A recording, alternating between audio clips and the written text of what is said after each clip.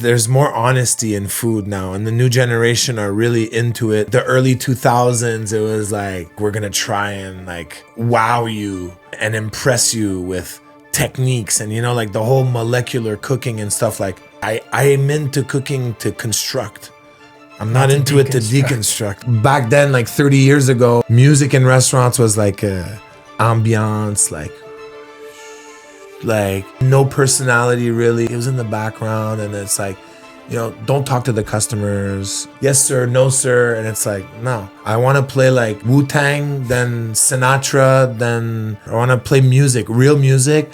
I want to create a vibe. I want to serve good food, and I want the staff to bring something to the table. Like, why are you here? You're not just there to bring a plate, you know?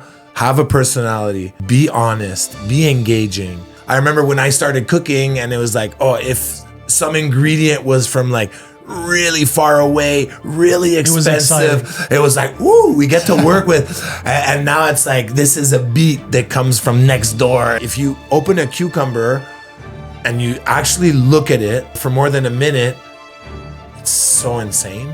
You know, like, it's so beautiful. Miracle. You know, like, the work is done. The work is done.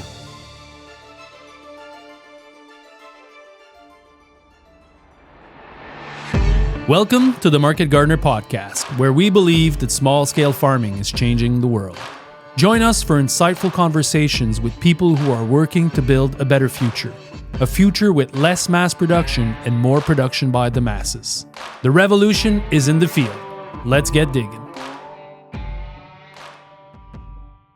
This episode is brought to you by our friends at the Real Organic Project, a farmer-led movement working to reclaim what organic really means. Friends, you know that the USDA organic label was once powerful, but let's be honest, today it doesn't always stand for soil-grown food or pastured animals. That's why I love what the Real Organic Project is doing. They've created a free, farmer-driven add-on certification that protects the true value of organic farming. They already certify over 1,000 farms across North America, and they bring together growers who believe in healthy soil, real food, and integrity. Check them out at realorganicproject.org, and don't miss their really cool and really insightful Real Organic podcast with amazing voices like Elliot Coleman, Vandana Shiva, and yes, me too. Thanks guys for supporting the podcast. Let's unite, let's come together, and let's stop the co-opting of organic. So, shall we? Are we on? Shall we start us off? Yes, we are on. We're just switching languages here. We just have to talk in French. No problem. Spanish, Chuck, English, how French. are you, man? It's I'm great good. to have you. I'm good. Thanks for having me. Yeah, Yes, thank you for welcome making the to trip. the show. Yeah. Today we have Chuck Hughes on the podcast. For those that do know, I think you know who he is, and for those that don't, I mean, you're a celebrity chef, really, especially in Canada, and a longtime chef of a very well-known restaurant, Garde Manger. I think it's probably your most notable thing, and many TV shows, many books. And personally, in looking into you a bit too, I see a good amount of a similarity between you and JM in terms of your journeys and paths, which I think could be quite interesting. Well, I think we get along, eh? So far, so good. So far, so good. And I just want to say personally that your restaurant partner, I think Tim Rosen, right? Yes. Is a character in one of my favorite TV shows of all time, Schitt's Creek. Yeah. As Mutt. Yeah, it's funny because so I opened Garde Manger 20 years ago. So June 1st, 2026, going to be 20 years. Wow. With the same two partners, Kyle and Tim. And we worked all together at a restaurant called Globe. So Kyle was bar back, Tim was bartender, and I was in the kitchen. And we were all really, really good friends. And at the time, Tim was, starting his acting career.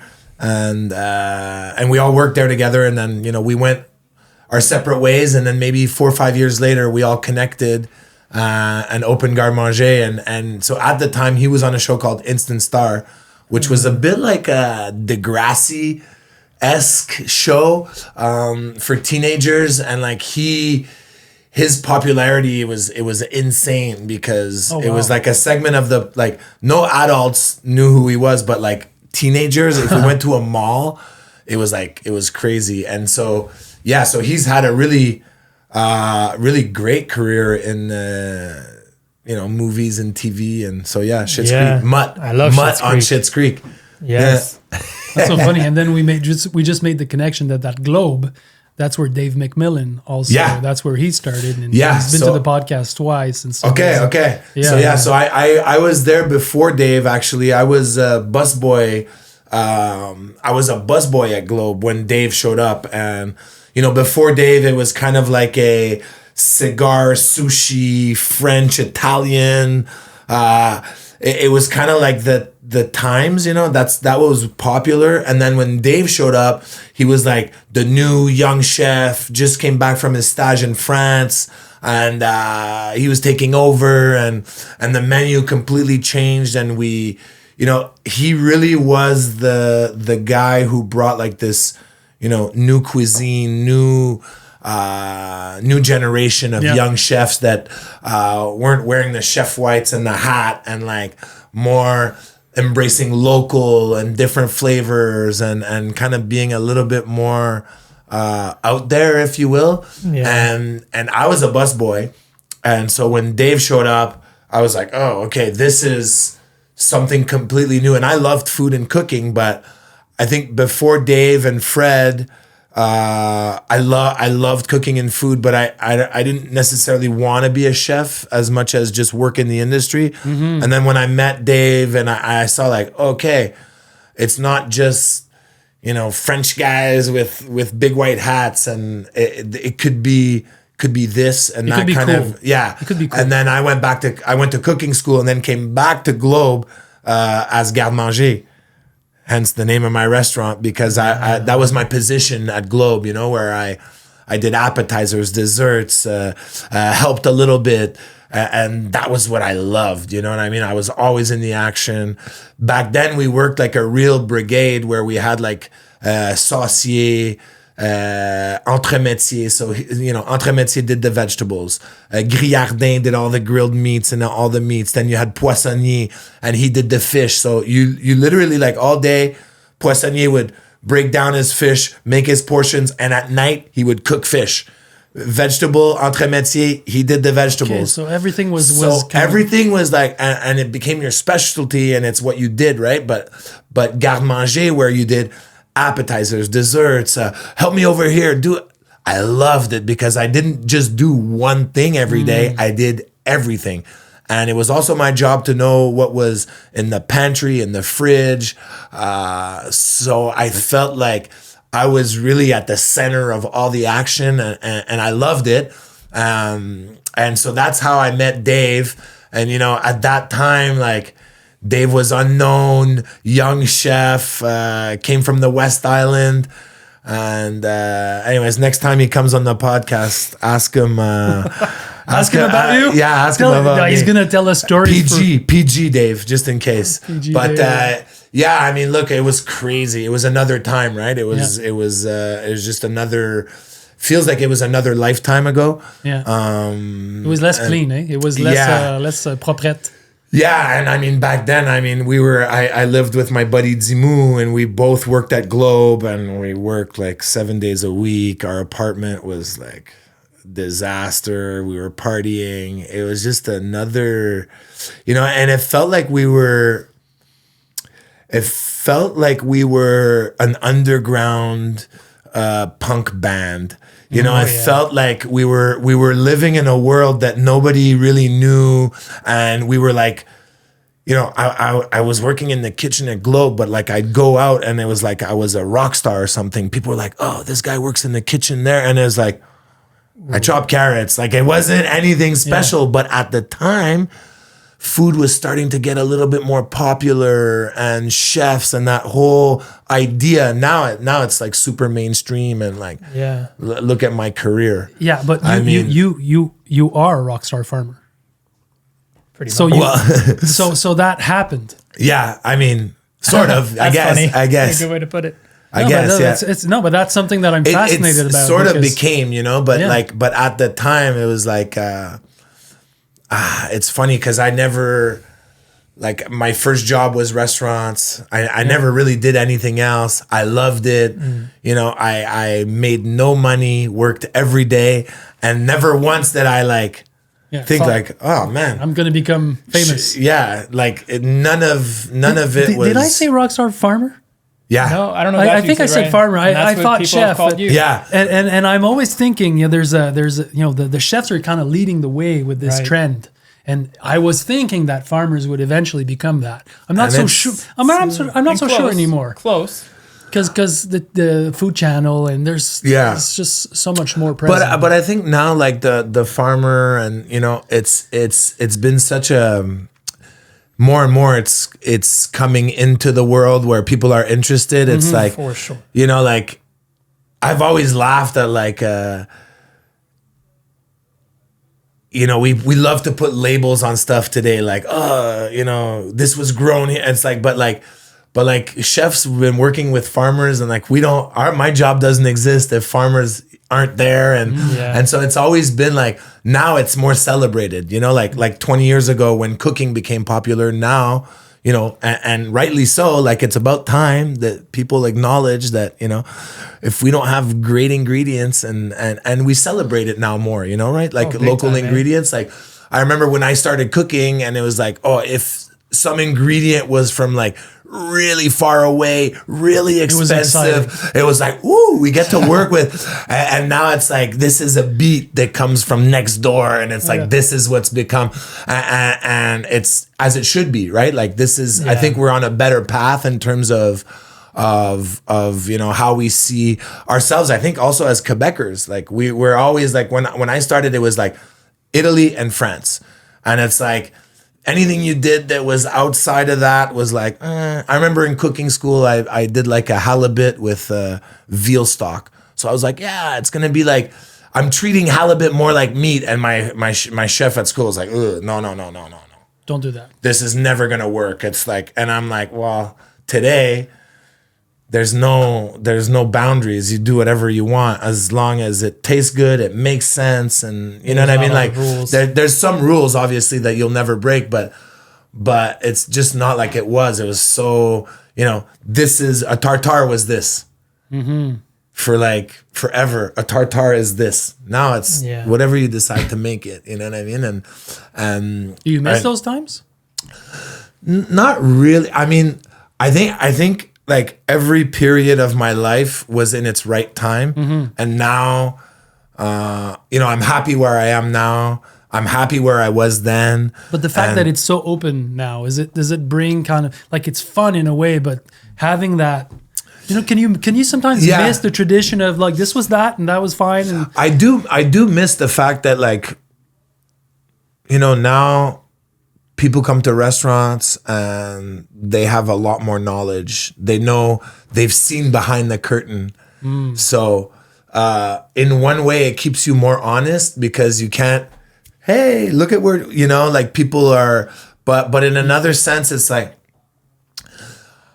I miss those days of like being a little bit more hidden and the gatekeeper of like the secrets of, you know, and it's a bit my fault too, because like, you know, I did my first cooking show in 2009.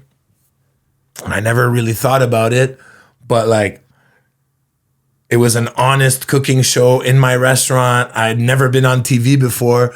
And, you know, I meet people now 20 years later and they're like, man, I learned how to cook, you know, from, and I love that because, you know, it's the same thing. My mom inspired me to cook. If I didn't do that for a living, well, at least it would make my life better because I would be cooking. But I do miss those days where it was a little bit more, I don't want to say exclusive, but like underground and less, you know, and back in the day, like I remember we used to like all hop in a car, whoever had a car, which was rare, we'd borrow a car and we'd go to New York. And we go eat in a restaurant and we didn't have enough money, but like everything was, now it's like everything's on the phone and it was an adventure. You know, it was an adventure. It's like, and you know, it's just different. It's not better or worse. It's just very different.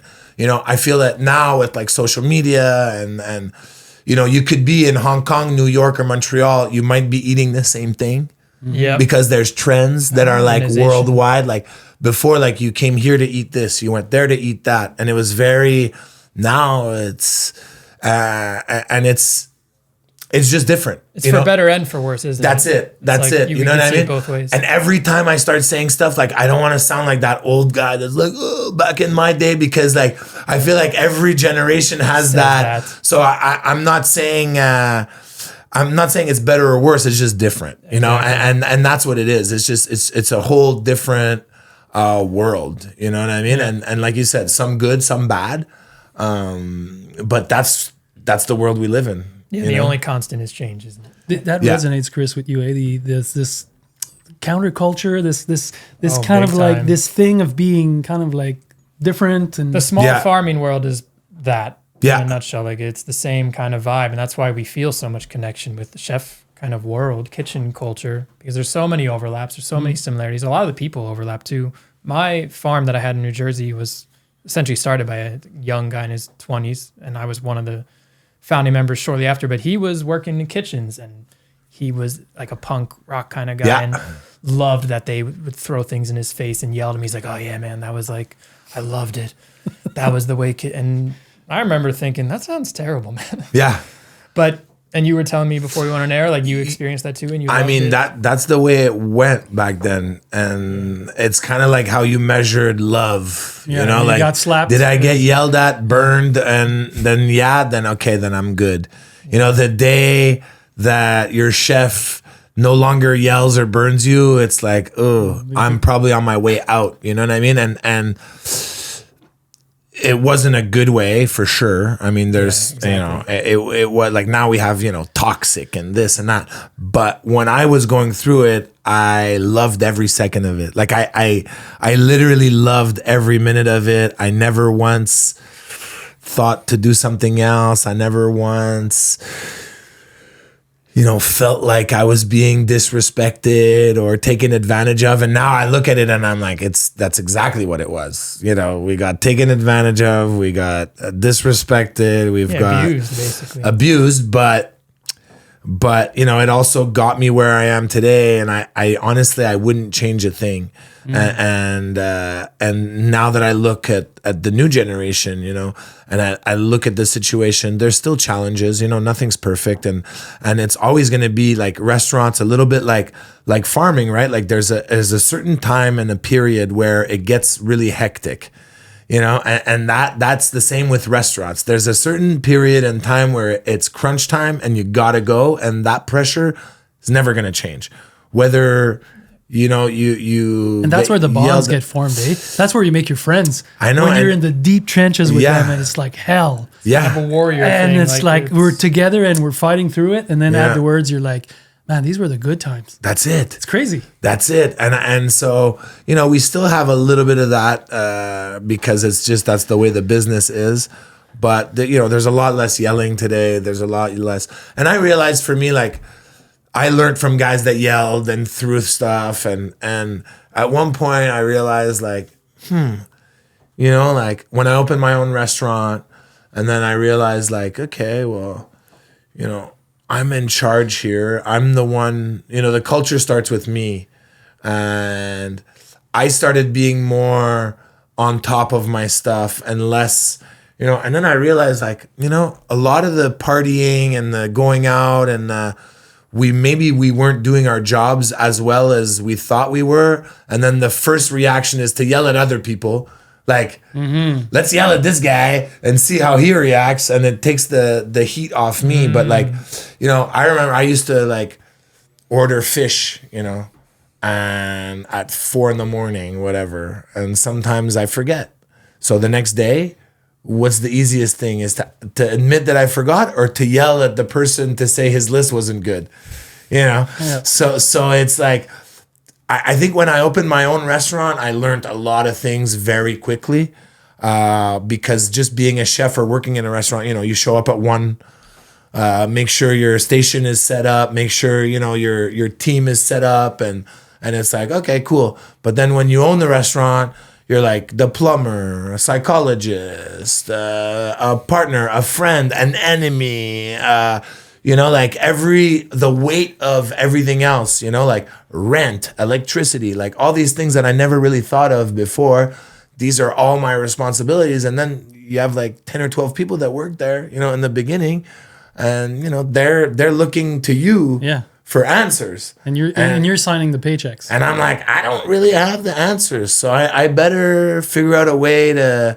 And so becoming a leader and all that and I'm still learning, you know, after 20 years of my own restaurant and like 30 odd years in the business, still learning every day, you know, on how to be a good leader and how to be a good boss and a good friend, but not too friendly, but friendly enough. And, you know, because in 20 years at the restaurant, I've seen a lot of people.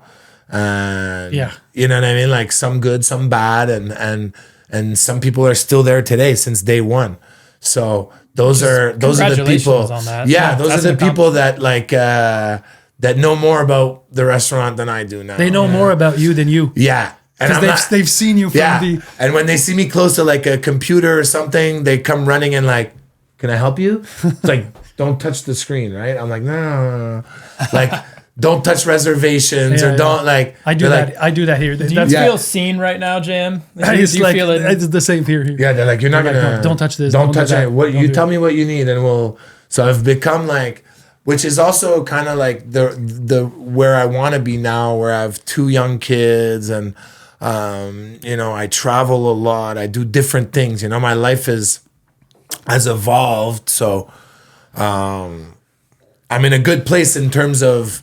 You know, I've put the right people, let's say, most of them smarter and better than me. That's ideal. You know, I mean, that's the ideal situation where you can get people that, you know, like my chef at the restaurant, I think he's been there now for about 12 years, Christopher Merrick. I mean, the guy's phenomenal.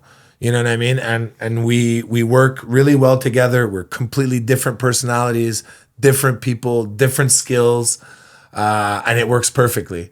You know what I mean? So it's like he's replaced me, but yet we still have room for both of us to kind of. And so, yeah, so after 20 years of the restaurant, my role has changed, my position, the way I'm there and what I do has changed a lot. But, you know, like I'm there tonight. Like I'm still there. Yeah. And I love it. And I still love it. I almost love it more now. It's like the more you accomplish stuff, the more you realize what you have to lose, I guess. And like the simple thing that you originally wanted, you realize that's actually like what you still want and have. Pretty much. Like I still to this day, like I see somebody like have a bite and go like, I'm like, yes. Like that's the hosting. To me, that's the benefit. You know, like when people are happy, when they love the food, they feel comfortable. Like sales. It's not my department. Yeah. You know what I mean? I'm not a sales guy. Like, I know we need to make sales, but it's not like, and I want to make sales because it allows us to cook another day. But really, I want, you know, people to come and have an amazing experience, enjoy the food, enjoy the ambiance, and feel like we did something where, you know, when I started, it was a lot of like, you know, fake service. Like, let me be the pilot to your culinary voyage, and like, you know, like what? I just want to say too, you didn't open your own restaurant to get a TV show. You got a TV show because you had a restaurant. Yeah, and the desire that's been there from the beginning is to have the restaurant day. Like, well, yeah, and TV was really that. It was like a weird thing that I didn't really want to do at first because I finally opened my own restaurant. Yeah, you know, finally I'm my own boss. I can play the music. You know, back then, like 30 years ago, or like a little bit more than 20 years ago, music in restaurants was like ambiance, like no personality really. It's like it was in the background, and it's like, you know, don't talk to the customers, you know, show up and like, yes sir, no sir, and it's like, no, I want to play like Wu-Tang, then Sinatra, then whatever. I want to play music, real music. I want to create a vibe. I want to serve good food, and I want the staff to bring something to the table. Like, why are you here? Like, you're not just there to bring a plate, you know? Have a personality. Be honest. Be engaging. talk to the customers, be helpful, like everything that I was taught to not do when I was younger, working in restaurants, is what we want to do now. And so, you know, that's to me, that's the whole point. It's like, you know, so many people make good food, like especially here in Quebec and Montreal, Quebec City, and even here, right? Like there's good food everywhere. So how can you differentiate yourself? How can you stand out? How can you, well, you know, service, experience, music, personality. So all these things are really important to me. And when you do those things, well, the sales will come, you know, and the people will come back. And, you know, there's so much competition. There's so many restaurants. It's like, you know, yeah, maybe we'll lose them to another place for a couple dinners, but hopefully they come back. And, you know, I'm lucky that I'm in old Montreal, so I have a good mix of like local tourists that makes the experience fun too. You know, like I love locals, but just locals all the time, you gotta reinvent yourself. You know, you gotta. So when you have a mix of new, fresh faces and familiar, it's really like the best mix, I find. And yeah, Hey, Chuck, for the listeners, can you kind of like? Oh yeah, TV. Sorry, we were talking about TV. I'll get back to it. Can you? Yeah, I want to know. Like, can you just kind of trace the trajectory of what happened the last 10 years to you? Yeah. Like quickly, so that listeners know that you know just set from the this, stage. from that, from this to that. So basically, my partners and I, we opened Garde Manger in 2006, June 1st, 2006. And once again, it was a different time. Like, we didn't have permits. We didn't have, like, we had no money. Like, we literally reused. We took all the stuff from the basement. And the guy who owned the building was an 82-year-old blind man named Harold. And my partner lived upstairs, and the restaurant was boarded up for years, and we had no idea it was a restaurant. And one day my partner came down and he saw Harold and his lawyer. They were showing the restaurant to somebody else, and he came to see me. He's like, man, it's a restaurant downstairs from you know, and maybe we could open our, you know, we were like 28, 29 at the time, and like, oh, okay, let's look into it. And so we have a meeting, and this guy's blind. He's got his lawyer, and it's like me and my two partners. And I had a lot of tattoos back then when like nobody had tattoos because he was blind. But that's the thing. And like his lawyer, he's like, so what do these guys look like? That's the first question. So I'm like, oh shit. He's like, well, one of them has got like a lot of tattoos, and the other two are wearing hats backwards. So like this guy's 82 years old. He's like, I don't know about these guys, but we were idiots and we didn't know.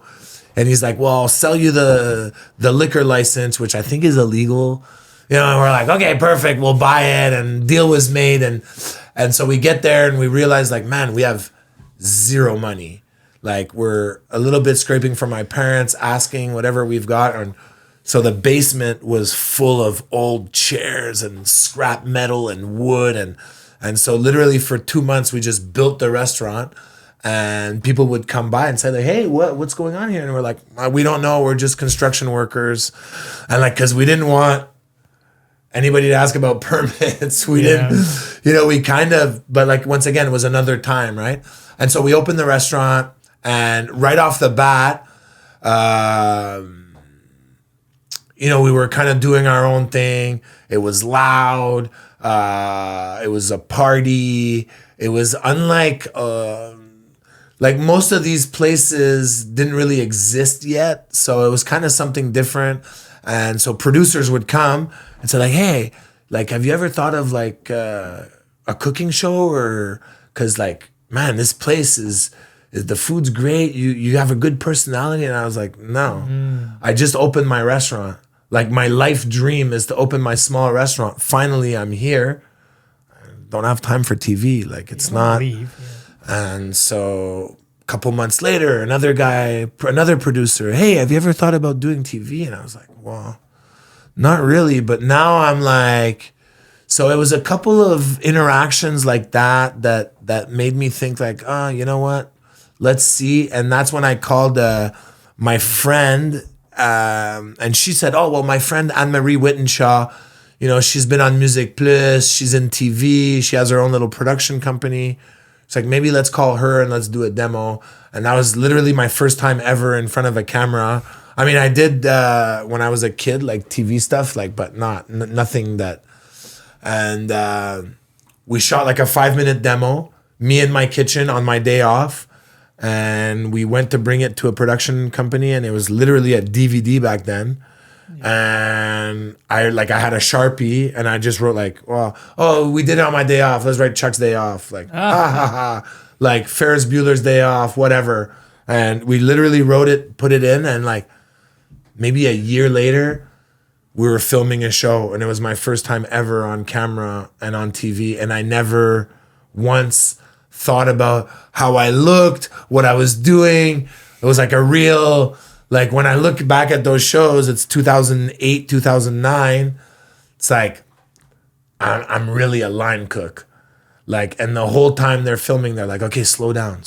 And I'm like, no, dude, like, you need to go fast. This is stuff you do fast. Like, they're like, I know, but like, this is TV. And so I learned the art of TV and how that worked. And then since then, I've done a lot more stuff, but really that's how it started with the restaurant. Without the restaurant, there's nothing. And then, so popularity grew and people started watching the show and coming to Montreal. But like, I never say in the show, like, Montreal, garde manger.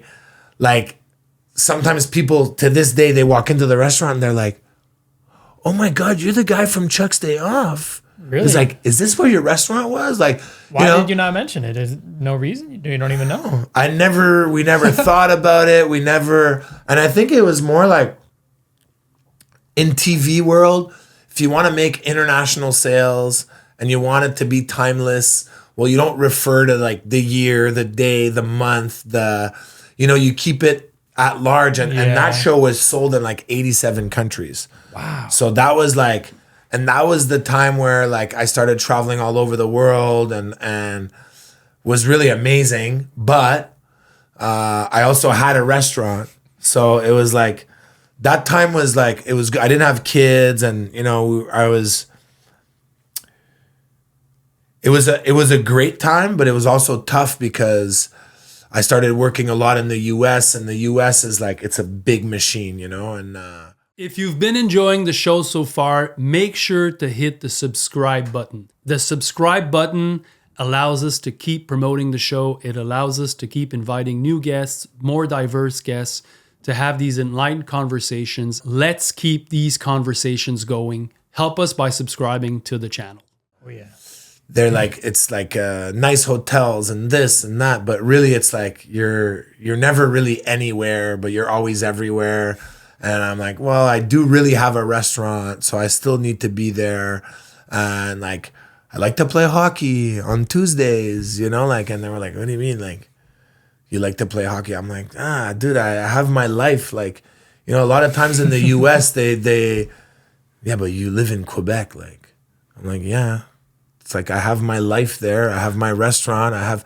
They don't understand that we have TV and that it's not in the US. Yeah, they don't and know that it's still successful. Yeah. And that we still have a life and that like, yeah, shiny hotels and this and that. It's cool, but it's like, I don't know. It's not like, my goal is not to be a celebrity. My goal is not to be on every TV so that my goal is to like, have a good restaurant, be a good dad, do things that I like to do in my life, and those were the things at that time that I was missing because I was always traveling and all over, and I'm like, I'm missing so then you're missing the Tuesday night hockey.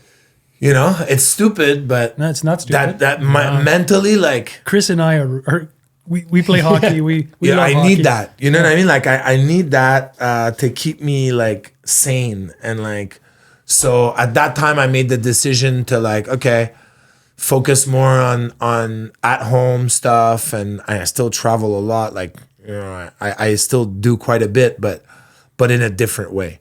And so, yeah, so that's kind of how that started, the whole TV. And then, with that comes like events and like you get asked to do stuff a lot. Get asked to do a lot of stuff because like you have just an appearance on Good Morning. When the restaurant here, the Old Mill, got the 50. It wasn't the 50 best. It was Air Canada. Yeah. You were there. Yeah, you were presenting the prize, the first prize. I still do it. And I love and I love it because once again I've been in the business for a long time. Yeah. So now you do it like a statesman, like more like but it also it's like back.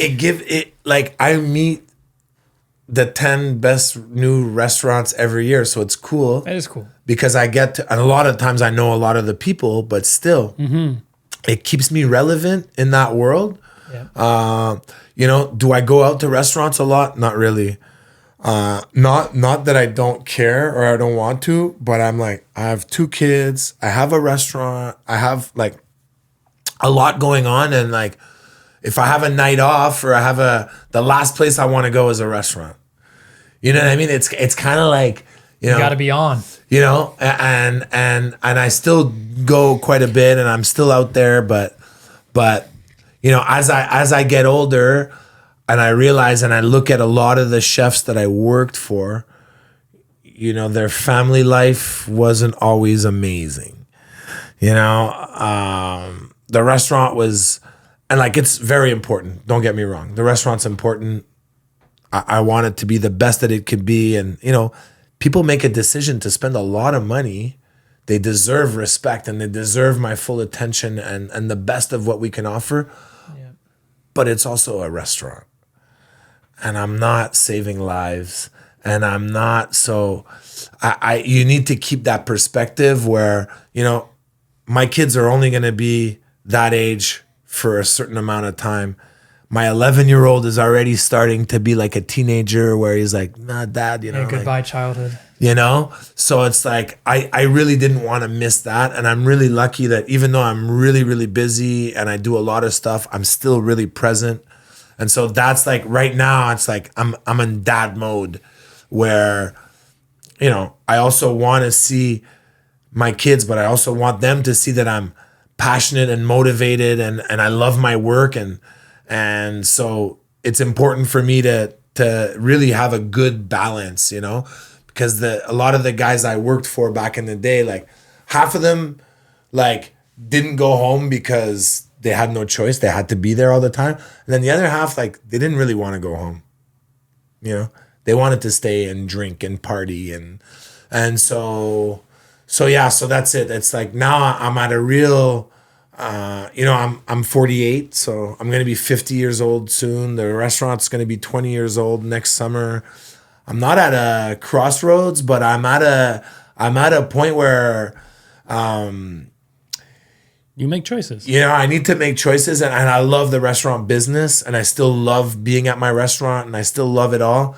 But I'm like, I don't know what the future holds. I'm in the next couple of years. Like I need to make decisions of. You should open a farm. Yeah, you should go on a farm. It's so funny because like that's like a lot of chefs. That's their, and my mom always had a garden, and I always grew up with. This is the first year where we don't have a pretty big garden, and it's so much work. Like it's so much work. It's so much people. I don't think people know the amount of work that goes into it. You know what I mean? And just my small, like, I used to do like, 52 garlic bulbs, 1 a week for my year. I was, just making enough stuff, growing enough stuff with my mom. I'm lucky my mom's retired, so she would help out a lot. It was basically her, and then when the vegetables are ready, I'm taking them. But it's so much work, and it's once again, it's like I'm really into right now. Like I love like I've always loved sports, but like the older I get, I don't know. It's growing up is tough because it's like. At one point, like I probably won't be able to do all these things with my kids as much as I want to. So I feel like this is the time where I want to be involved as much as possible. And like with all the traveling, it's like I'm at a point where I if I want to do something, I need to do it well. I can't just do stuff for doing stuff anymore. I need to be involved. And I get like a new restaurant offer every week. Hey, I've got a great space. I've got to like. Yeah, and you don't want to. I'm fighting to be in my own restaurant right now. Like not fighting, but I'm like, if I look at my week, I'm like, there's 3 days where I can be there. The other 4, I guarantee you I can't be because I'm in Toronto. Like I'm in Toronto next Monday. I was there at the beginning of the week. I went to Quebec City. Like I have a lot of things going on. So it's like, I could put my name on a million things, but am I really involved? And that's where I'm at, where I need to, like, I like doing things and I like being involved. And if I say I'm going to do something, well, I'm going to do it. You know what I mean? I look at, just more like chefs that are very, like I look at Jamie Oliver, you know what I mean? Like I grew up watching this guy who's like my hero. I loved his shows and stuff. But then I look at his career and I see the some of the decisions that he made, and I see that now he's back to more hands-on, homegrown. Like at one point he licensed his name, he had restaurants everywhere, everything closed, everything. It's like I have a big fear of those things, that holds me back from doing things that that I know I won't be able to be involved in. And so that's kind of where I'm at right now, like in terms of life. Like it's like, can I really fully be committed 100%? Yes, then let's do it. If not, Chris, where do you want to take this conversation? There's many places to go. Tell me. You've opened like 30 doors, which is, I think this is why TV came to you, because you're good at talking. I mean that as a compliment. Yeah. You're able to entertain. I've been very entertained, but a few of these doors that have opened, one that really caught my attention was, you've said something before. It was in a podcast interview. Someone asked you about the evolution of food, like where is it going? And you thought that we need to go backwards. Yeah. That's kind of your answer. And I thought that was interesting because if you look at your career, at least from what I tell from the outside, like I don't think that was necessarily, your driving force when you started was like, I'm on a mission to take food. No, I don't. Like in a back to the roots kind of way. Yeah. And then you just mentioned how some chefs, like a lot of them are going towards farming. And I feel like there's this drive of like a return to the source, so to say, of like people want to get closer to like the true meaning of something. And I think that's part of what drives our movement is people are feeling so alienated that they feel a connection to, like, they want to be reconnected to place. They were sold the dream of travel and international kind of homogenization of everything. And they realize like, wait, I feel empty now. Anyway, I'm kind of rambling here, but you can talk about that evolution backwards. But like, there was a time and I lived it in restaurants where it was kind of like this fake, I don't know, there's more honesty in food now, and the new generation are really into it. And like, I feel like there was all like the early 2000s, it was like we're gonna try and like wow you and impress you with techniques and like the whole molecular cooking and stuff. Like deconstruction. I'm like, I'm into cooking to construct. I'm not into it to deconstruct. Like I'm like, that's what I'm doing, building flavors so that they come together in something that's delicious. And so, when you look at restaurants, like, you have, like Hooters is a restaurant, and so is El Bulli. And so it's so wide, right? Like you have McDonald's, you have like, so it's so wide. Like restaurants, it's, whatever your interpretation, whatever you want to do. So it's very wide, but there was a time there with the molecular cooking where, like asparagus dust, like, I don't know, man. It's like, what is that? Yeah. Like I enjoy the creativity. I respect the science, but unfortunately it's not something I want to eat. Like I literally don't want to eat foams and gels and, so it's like, I think when it's done really well as an experience and something that you want to discover, I think it's very cool. But as an everyday dining and just like, you know, I came into food like because I liked, you know, making people happy and like camaraderie and good vibes and just enjoying. And like at the time it was like, if you were a high-end restaurant, well, it was stuffy and like I you know, I don't want to use Take as an example, but like, you know, now it's changed a lot. It's changed with the times. Like Take is still, you know, there's still a quest for excellence in the food, but it's chilled down a lot. It's not like you used to eat at Take 20 years ago. There was no fun. Like literally no fun. Yeah, it was like can't have your phone, can't talk.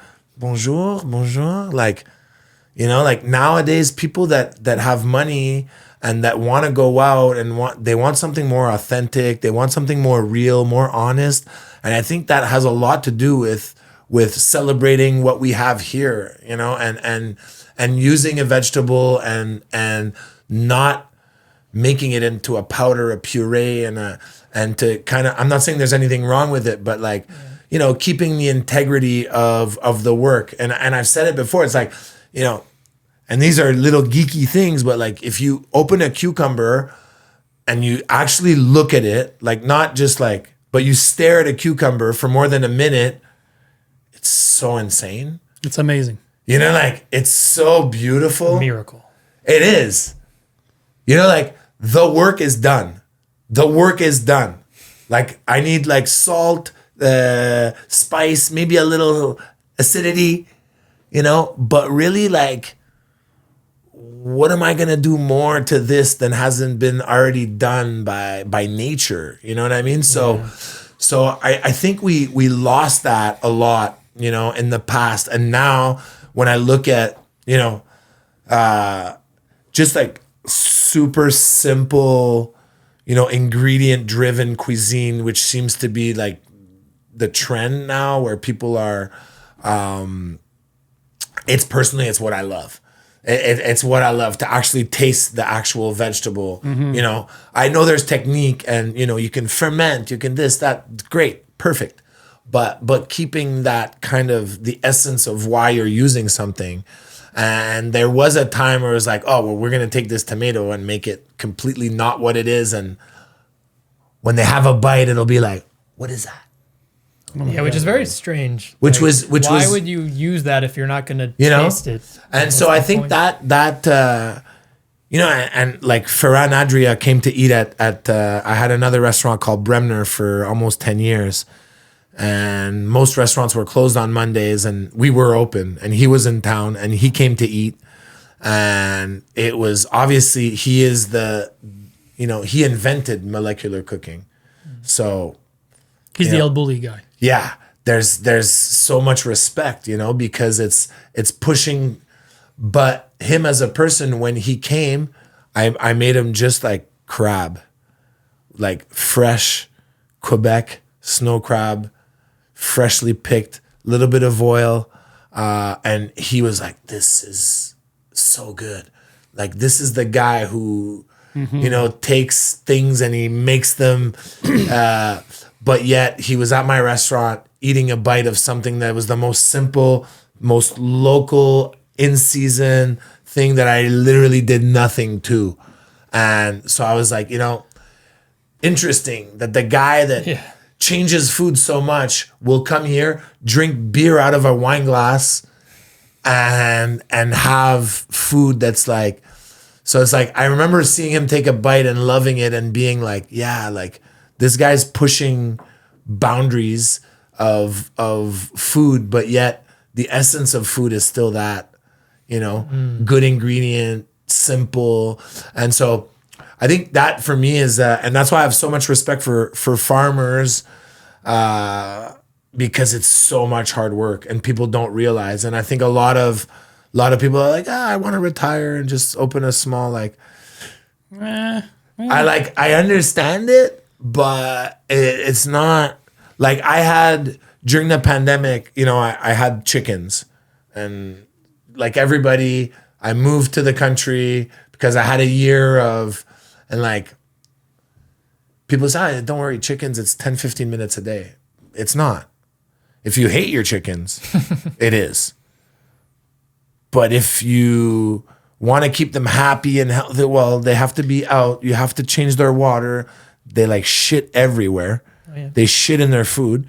So I'm like, I see them shit in their food, then I see it eat it. I'm like, I can't. So I spent like and I was still buying eggs from my neighbor because I still didn't have enough. So I'm like, man, this is so small scale. Imagine, you know? And so I think that's my getting older. I realize what I like and I don't like. And we're in a world of like shiny Instagram and like, ooh, that looks cool. Oh, wow. That's what I want. But it might not be. Yep. So I'm lucky that I'm old enough to really know who I am as a person and to know what's important and what I really want to do. And so I think it's nothing.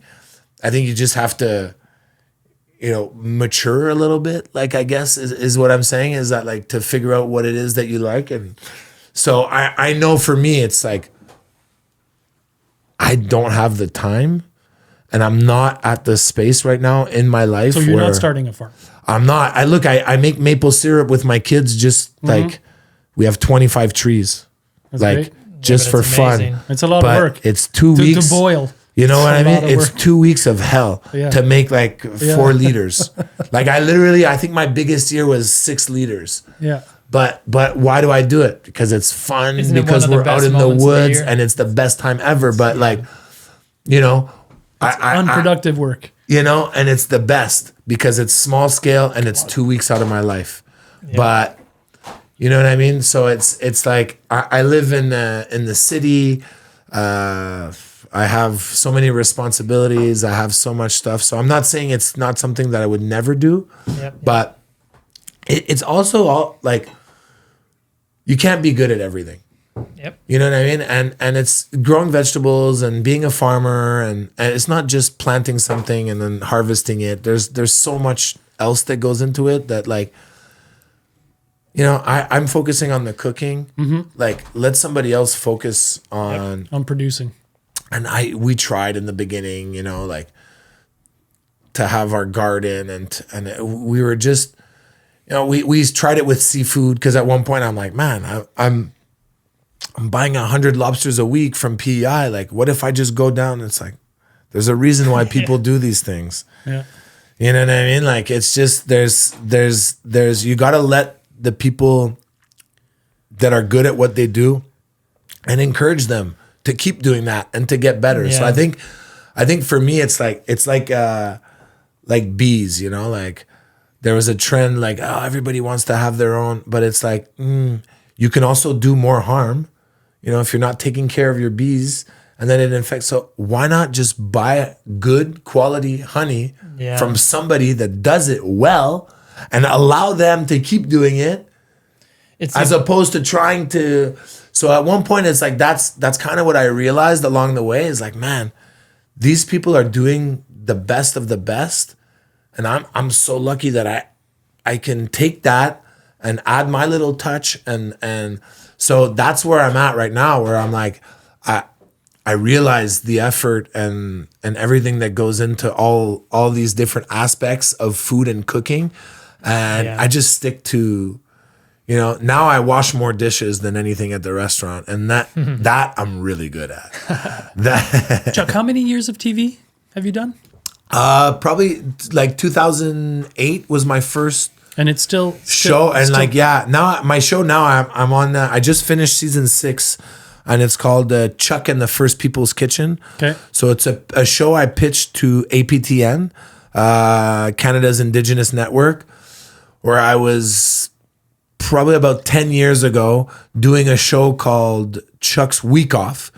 And that was a show in Mexico where I traveled all over Mexico and I'm learning about indigenous culture and corn and I'm like, what? I have this in my own country and I don't know anything about it. So I pitched the show to APTN, and I'm not Indigenous, but I said, like, I'd love to learn more and food and tradition and the good, the bad. And that was about 8 years ago. And now I just finished season 6, and now I'm on season 7 as of January. And I go all over the Arctic. Hunting and fishing? Hunting, fishing, gathering. Yeah, I'm seeing that you're wearing a Huke vest. Yeah. With my good friends. Oh, yeah? Oh, yeah. Yeah, they're really, awesome. Really cool. It's really... I love all their stuff. And it's look, beautiful, that country, like up north. Yeah, I'm lucky. I go to the Arctic at least once or twice a year. So my last one was, and some people don't even know that there's 14 Arctic communities in Quebec. And like, so I think we don't know much about our own country. And like the second we have a week, we're going somewhere hot. Oh, let's go to Puglia and have the best cheese. Like, it's great, nothing wrong with it. But like, we rarely discover our own exotic place. Yeah, like I was just in Kangi-Sujuak, so it's like one of the 14 Arctic communities, and it's Saluit, I think, is the furthest up. So this is maybe the second or third. So it's probably, it's 4 or 5 flights to get there, because it's a 2-hour flight, 15-minute flight, 20-minute flight, 30-minute, like it's like a bus, but it's a plane. So, but I think if you were to fly direct, it's about 3 hours north.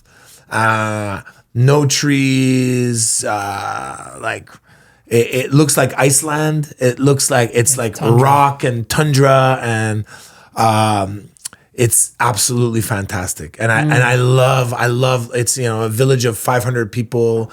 There's 2 grocery stores and no restaurants. There's, it's really like, and people live a very traditional lifestyle. So, hunting, fishing, it's really, everything it's survival, and it's still very much a way of life. So I'm very lucky that this is my new, I've been doing it for 7 years now, but it feels like a new project. But it's my new, and I'm learning so much. And so, the show is on APTN, it's on TV, Radio-Canada app, and now it just started on CBC. I watched on TV. A bit there. Yeah, you so watched that's it? I watched a bit there. Yeah, so that's cool for me. Like I love APTN because they took a chance on me, and now we're in season 7, but a lot more people will have access to it on CBC, which is the important, I love it. I have like Indigenous elders, that come and see me, and they're like, I love your show because I've never been to British Columbia. And so I had no idea. In my mind when I started, I'm like, oh, you're Indigenous in Canada. Everybody's, know what's going on, but they don't. Like, and not everybody goes to the Arctic or the Yukon or Northwest Territories or, deep Newfoundland. So yeah, I'm lucky. My last one was in Northwest Territories, which was amazing. But my last one in Quebec was in Kangi-Sujuak, and we went for seal, char, caribou. The second you leave, you're on a boat or anywhere, you're getting as much as you can of whatever is there, because that's the way of life, Yeah. So it's cool. It's like it definitely changed my life. At the Market Gardener Institute, we know how much work goes into creating quality training for farmers. That's why we love tools that make it easier to teach, manage learners, and grow an educational business sustainably. Thinkific Plus is an all-in-one platform designed just for that. It helps you create courses and communities, manage groups or cohorts, and it even handles payments and bulk enrollments, all in one place. It's used by over 35,000 organizations worldwide, from small grassroots projects to large companies, and it always delivers meaningful learning experience at scale. If you want to simplify the way you share knowledge and reach more people, you can learn more at thinkific.com. Thinkific, built for the business of learning and the trusted platform that we use at the Market Gardener Institute. This episode is brought to you by Felco. Swiss-made pruning tools trusted by growers since 1945. Friends, I've been using Felco pruners for my whole farming career, and let me tell you, they're the best out there by far. Their many models and size for right or left hand use allow you to find the perfect tool that feels like an extension of your hand, allowing you to work comfortably, quickly, and efficiently. And when it comes to sustainability, Felco is amazing, my friends. Every part of their pruner is replaceable, which I love. Gone are the days when you have to throw away a perfectly good tool just because one tiny part breaks. So head on to felco.com and get 10% off your next purchase with the code MARKET10. That's felco.com, promo code MARKET10. Yeah, I have a question about that because after a lifetime in kitchens, and I know I've heard you say before that you didn't even really cook at home until you had kids. And then it made me think when I watched the very first episode, let's say with Cezanne. Oh yeah, nice. And like you're outside and there's kind of makeshift outdoor kitchen, fires and like different racks. And I mean, I love that kind of stuff. Yeah. But I thought how kind of contrasty that is from a kitchen. It's so homey and just of the earth and of the people. And I thought that would have an impact on you. Like it had to feel kind of incredible. And also Cez was my friend before I started the show. Okay. And we worked in kitchens and she worked for me for different events and stuff. And like, I knew she was Anishinaabe, but like we never talked about it in a modern city setting. We never, and then when I pitched the show, I'm like, I'd love for the first episode or the pilot to be my friend Cez. She's from Kitigan-Zibi. It's close to Ottawa. And, I know she does maple syrup. And so it was really like, going to visit her at her house. And even that first episode, maple syrup is something that we all know, that we all eat, but the way that she does it in like, with wood and just going out one pail at a time with the skidoo, like it's the hard work that goes into it. And like, it was the first time that, I was having like, I skinned the whole beaver. I kept the fur and we ate like beaver tail. Yeah. The real beaver tail. And, is there anything more Canadian or Quebecois in my mind than maple syrup and beaver? Yet those are two things that like I'd never really, like it's, you go everywhere and the beaver is like the emblem of Canada, but yet I'd never eaten it. Is it good? Crazy, eh? So good. It's so good. And you guys, beaver is really, the beaver tail is rough a bit because it's like, it's oily, chewy, and it's got like a strong beaver taste, I guess, if you will. Like, but the meat, super tender. Yeah. It's probably one of the cleanest animals. Like even when you kill it and you smell it, it smells like pine needles and fresh wood. Like it's just it's so clean. It's so and it's so good. It's like you can roast it like a turkey. You could do anything really, but like, the meat's really good. And you guys coated the beaver tail in maple syrup. Yeah. And then, instantly I was like, I want to coat something in maple syrup and throw it in a pan with fat right now. Yeah, it was so good. It was good. I mean, and once again, like that was my first experience, right? And so now now I've got 7 seasons, 13 episodes. So what are some really standout memories of the show so far? Like, are there certain ones that keep coming back to your mind? I mean, as crazy as it is, it's like, as far as I go, to in the Arctic, and I eat like what they call country food. So it's basically like frozen caribou, you realize when you're there, there's no source of fire. There's no trees, there's just nothing, right? So like you realize, okay, they eat frozen because like it's cold there most of the time. You get something, it freezes, and they just thinly slice it and eat most of everything, like not frozen, but they call it kwak. So it's like thawed out a little bit and a little bit frozen. And so, when you go somewhere like that and you're like, it's just everything's brand new, right? You're like, wow, everything is completely different, you know, when you go to the Arctic. But even just like, you know, something more in your line, let's say let's say making Three Sisters soup.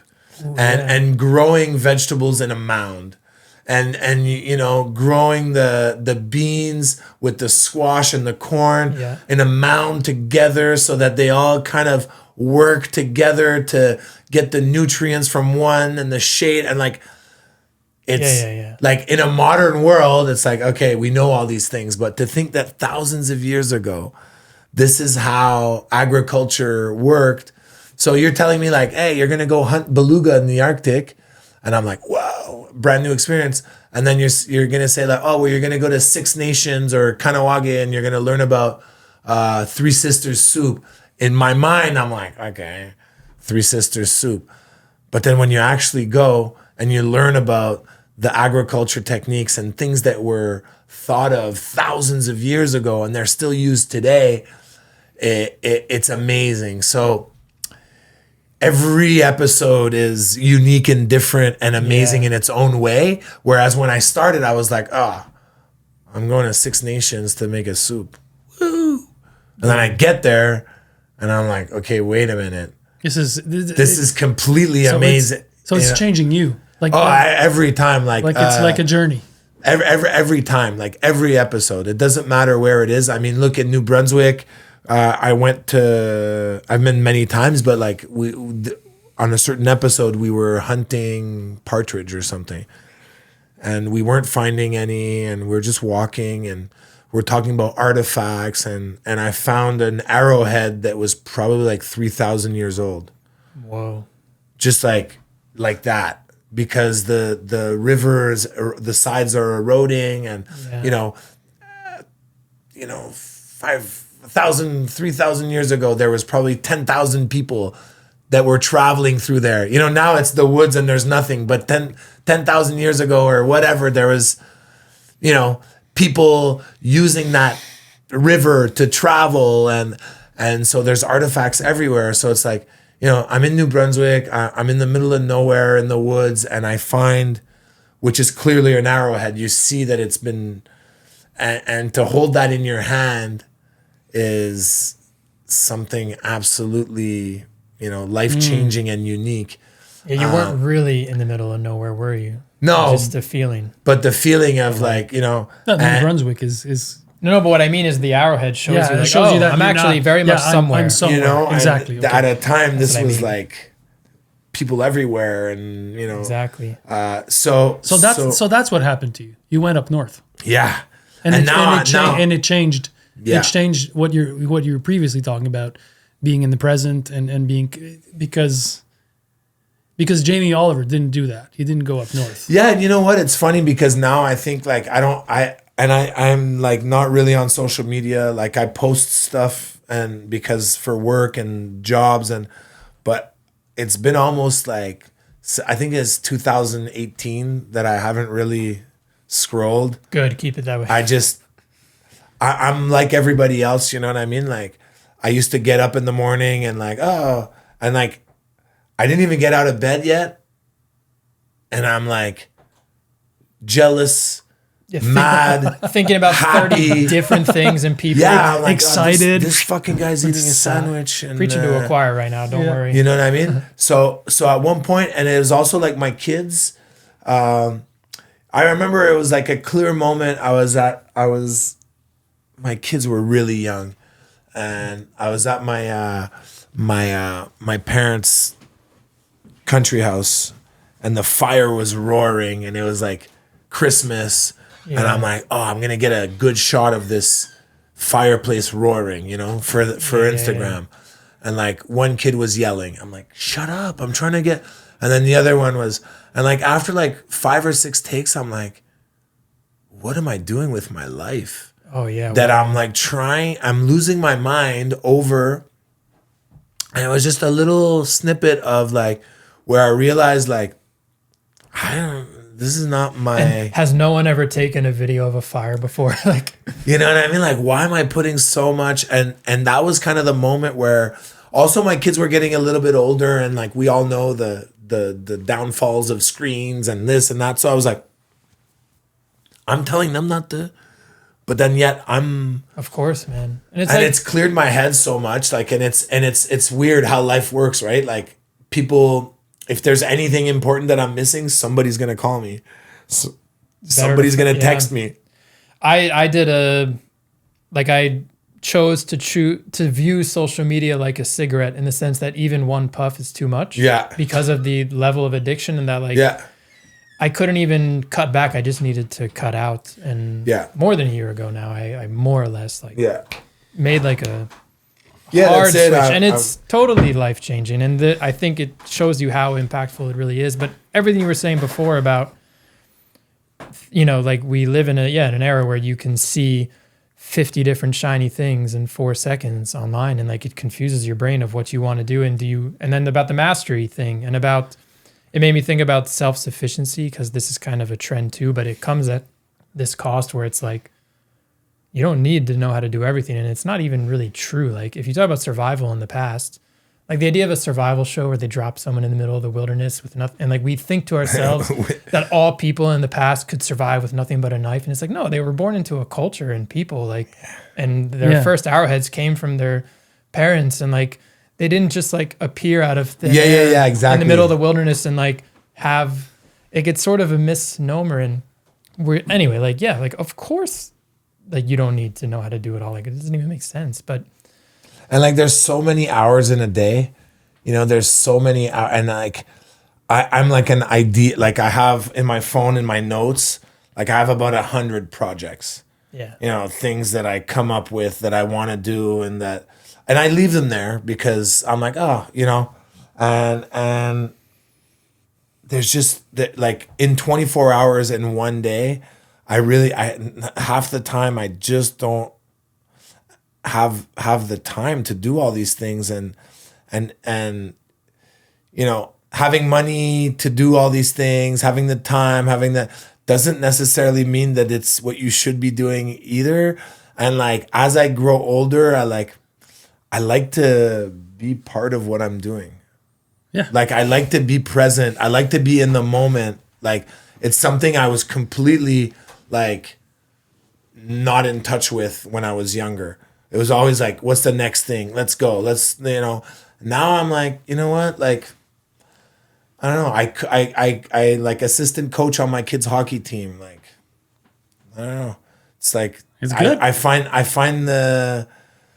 find something beautiful in that, where I'm like, I'm not changing the world, but like I'm with my kids. I'm part of, and so I think that's where I'm at right now, is like, choosing the things that I want to be involved with but mostly having fun. Like it's really, that has not changed. Like, and I remember my dad, my story is like my biological father died when I was very young. When I was 10 years old, my dad died of a heart attack, and my parents were divorced, and my mom was already with this other guy that I call my dad because he was with me. He passed away a couple years ago, but he was in my life for like 40 years. Like he was my dad, right? Like he wasn't my biological father, but he was there more and he was very different than me, like a lawyer, same firm for like 45 years, like very super fun guy, really nice guy, but very conventional, very, stiff in a way. And like, I'm the complete opposite. And I remember once, like, I must have been like 14 or 15, and we were having this huge fight. And he's like, well, you can't have fun all the time. And I was like, I think about that a lot, and I'm like, that's not true. Like, not everything all the time is going to be fun, 100%. But can you still try and have fun in everything that you do? I think so. You know what I mean? Like, and that's very much that generation, Mm-hmm. Work sucks, but that's part of life. And then when work is over, then we'll have fun. It's like, I don't know. Yeah. Like if I look at that generation, like, he worked his whole life and never got a chance to retire because he died. And, you know, it was always like, okay, well, Same thing with my dad. why not have fun now? Yeah. And, you know, and sometimes my mom, you know, she looks at me and like our generation where I think I work just as much. I just work in a different way. And I definitely do a lot more things that I love, you know, and so I think, and then I have, you know, the new generation when I look at my kids and I'm like, they see me, like I pick them up from school, I drop, like most of the times, I'm pretty happy, like I'm not a stressed out guy, I'm like, I grew up with the complete different, like my dad never there. Like I travel, I'm all over the place, but yet I'm there more than he was, you know, because he left 6 a.m., came back at 10, and my mom every night was like, well, he's not coming for dinner, he's working, and because he works hard, and that's what you do, and you know what I mean? And for me, it's like, yeah, I want to work hard, of course, and I love working hard, and it's rewarding, but I also like want to have time with my kids and want to just do these other things that are more specific to our generation, if you will, you know, compared to my parents, where it's like work, and that's, I think when I started working in restaurants, I finally started connecting with my parents a little bit more because it's like I loved work, so they're like, oh, Yeah, working's not so bad. he loves work, he's you know, so it was like, oh, we finally started to get along a bit more, and they realized like, you know, oh, but it's because I found something that I love to do and I was committed 100%. But yeah, it's like, I definitely, if you told me tomorrow morning, like, hey, you can retire, like, I guarantee you I'm going to fill my days up with a million things. Of course. And I'm going to find, you know, my dad's generation, the 75 to 80, it's like his biggest stress was retirement. Like I could feel the stress because he's like, what am I going to do? They didn't know what to do. They You know had what to I learn mean? how to play. So and he do other retired, things. but then he started consulting. And then it's like, you know, I'm very different, you know, I'll find things. I'm sure you will. Yeah. If we return to kitchen culture for a moment, I want to ask you about Anthony Bourdain and Kitchen Confidential, because I think you have a view that, you know, the book had a massive impact. But not all in a good way per se. No. And also, I think plenty of people that listen probably have read, of course not everyone, but our worlds of farming and kitchen, they overlap a lot. Yeah. And I think people have a respect for him and what he brought to the table in terms of people's connection with food and places and its origins. So can you tell us a bit about that book and its impact as you see? Well, it's funny because so that book was written and came out probably in the early 2000s when I was at Globe, and we were partying like crazy and doing drugs and drinking, and then the next day is like we started all over again, and never any days off, and never it was like the restaurant. My mom, like, we didn't have cell phones back then, so if I had a message from my mom like, hey, are you going to come for brunch? It's like, Sunday? Are you crazy? Sunday's the biggest day at the restaurant. We have to clean everything. Like, I don't have time for this. Like everything was, and so when I read that book, Kitchen Confidential, I'm like, man, I'm doing exactly what I'm supposed to be doing. Anthony Bourdain, it's like, this is the guy, and he's doing exactly that, partying, and look at his success, you know. And at that time, he didn't have all the TV shows and everything, but we knew about him. What's the synopsis of the book? Because I actually never read that book. So basically, it's kind of his life and as a line cook, and how basically, you know, every job that he had was with a bunch of degenerates. Like, you know, it's like his first job working in New Jersey at a little fish and chip place. That's where I'm from. Is it? New Jersey. Yeah. So it's something New Jersey or like, you know, East Coast America, Massachusetts, and Milton, and the French love for French food and love for French food, and going to France with his parents because his dad was, and eating his first oyster and all these great memories. But then, you know, the underbelly of New York restaurants, and, you know, at that time he was, doing heroin and drinking and cocaine. And it was just like, it was very much a reflection of what my life was like at the time. And it just felt like a validation. And the way the book is written, there's no warning. There's no be careful of this. Yeah. It's more like, look at how cool I am, and like we're the pirates of the new world. And like, so it was like, it wasn't a cautionary tale, but more of like this is what it is, and there's nothing wrong with it. And I read that book when I was in full-fledged party mode and drinking and doing drugs, and maybe doing a little bit more than everybody else, but not realizing that maybe I was, in a downward spiral. And because of the times, nobody was really, now it's very like, I quit drinking in 2007, May 1st, 2007, because I opened my restaurant in 2006. And that whole year, like before, I used to work for other people. Party, get drunk, get wasted, show up at 1, do my job, party, get wasted, show up at 1, Yeah. When I opened the restaurant, it's like, okay, wait, I'm in charge. So the first couple of months, like, wasn't good. Like, yeah, the restaurant was full. Yeah, the food was good, but I was like partying like crazy. Then at 9 a.m., I had to be the guy opening the restaurant. And so then I wasn't showing up because I was sleeping. Then people were calling. Then,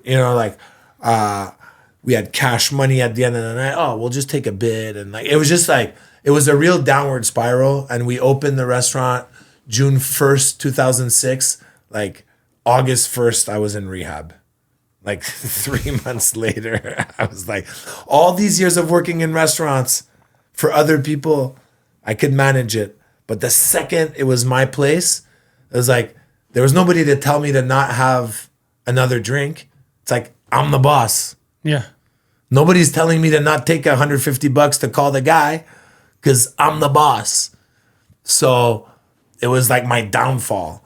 And like, I remember I got my first review for the restaurant. It was in Le Devoir, and I was in rehab. And my therapist was like, look, I'm not supposed to show you this because, you don't read books, don't watch TV, don't read newspapers. Like when you're in rehab, it's 28 days. You're focusing on, she's like, but I think I should show you this. Like, you got a really good review. And I was like, oh man, like it definitely like pumped me up, and so I finished therapy. And the first night I come back to the restaurant, it's like I partied harder than I ever partied before. It was just like, everybody saw me as like, oh man, isn't he out of rehab? Like, it was like, I was like and like, obviously people have gone to rehab before me. People had got sober before me. I'm not the first one. But in my little world of Montreal restaurants and stuff, it was like, I crossed over to the other side. Like when I decided to stop drinking, like I wasn't getting invited to the things anymore. Were you one of the first ones to get sober? I think probably like in my generation of guys, Yeah. And so 2007, and so I started thinking about that book, like how in rehab. I'm like, how is this guy now? Like, and in rehab now, it's like 2007, right? I read the book in 1999 or whatever, in 2000. This is like 7 or 8 years later. Now Anthony Bourdain is like a celebrity with TV shows. And I'm like, how come I'm an alcoholic and I can't drink? But clearly Anthony Bourdain, if you read his book, he's an alcoholic and a drug addict. And he can travel the world, get drunk everywhere, and there's no consequence.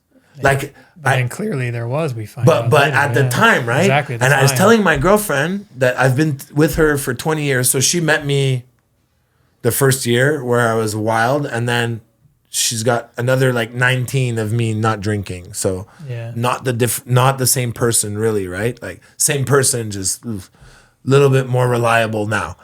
And I'm telling her like, and I'm telling anybody that wants to listen, like, I don't get it.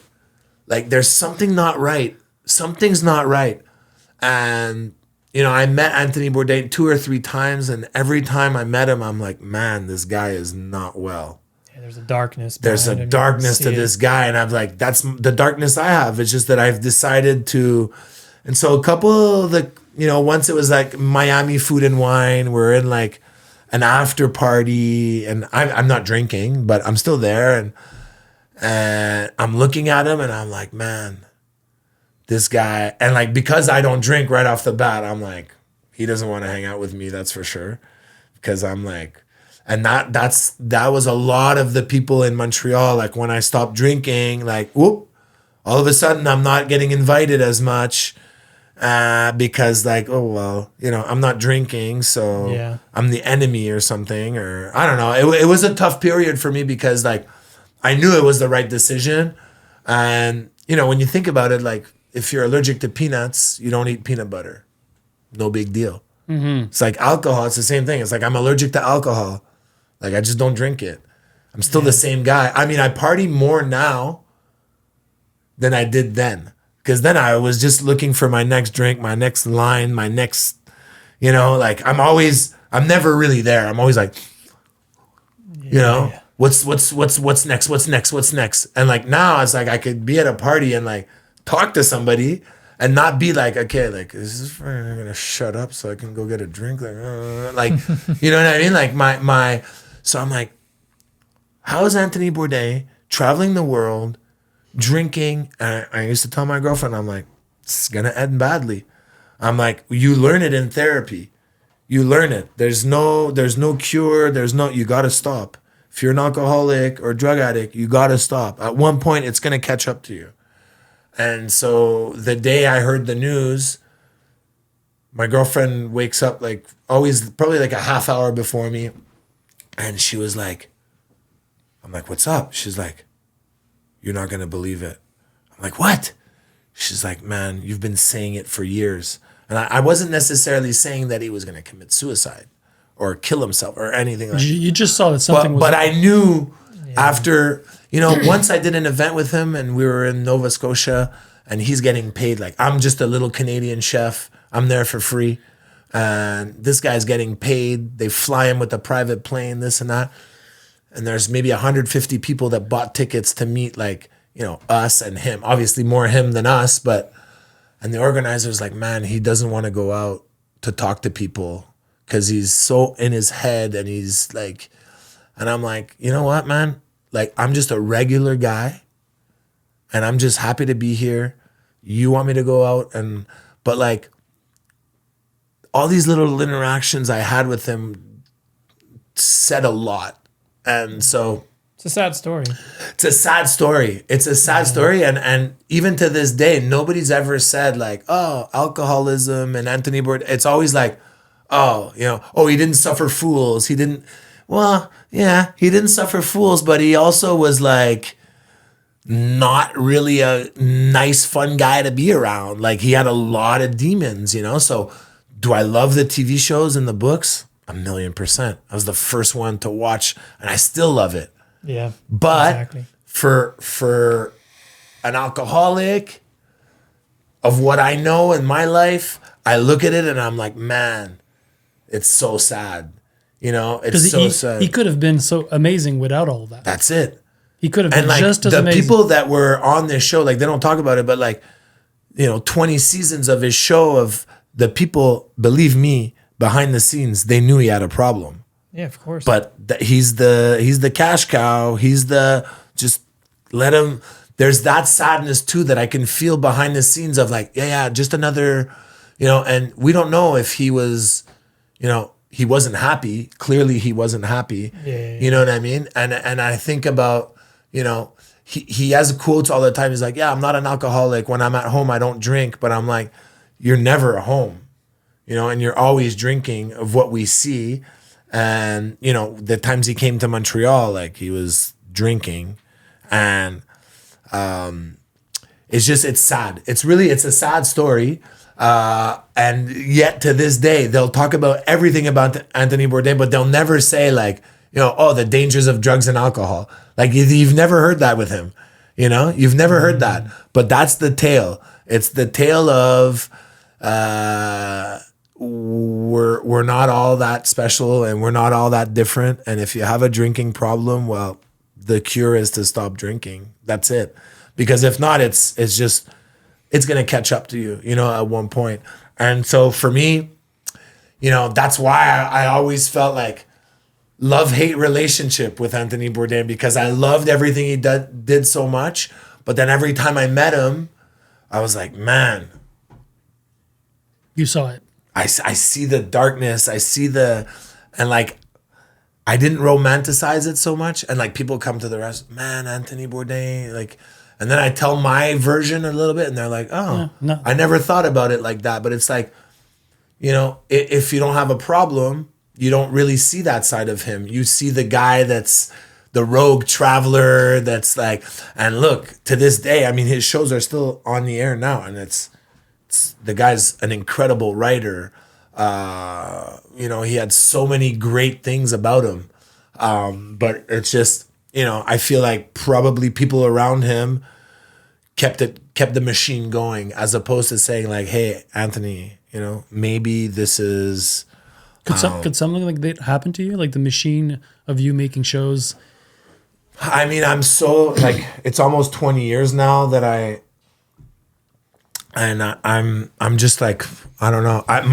My life is so good without alcohol that it's hard to. No, but I mean like the fact that, you know, you're also, you know, on TV and, you know, you have people that are pushing for that. Yeah. But you don't have that feeling that you're. No, not really. And these are cool shows that you're making. They're just fun to make. And yeah, that's it. And I'm pretty lucky that once again, like, I live in Quebec and like there's a real good amount of respect, even in TV, which everybody knows like TV is like, TV is the worst of this. But like here, it's like we're very respectful. You know what I mean? Like, yeah, if you were in LA, it might not be the same very experience different for you. It's very different, you know, and that's once again why at one point I kind of left the US, because I was like, I don't really want to be famous. Like I don't just want, like, I like doing TV because it's another job. Like, look, I travel all over and I learn things. Yeah, that's what I love about it. But like,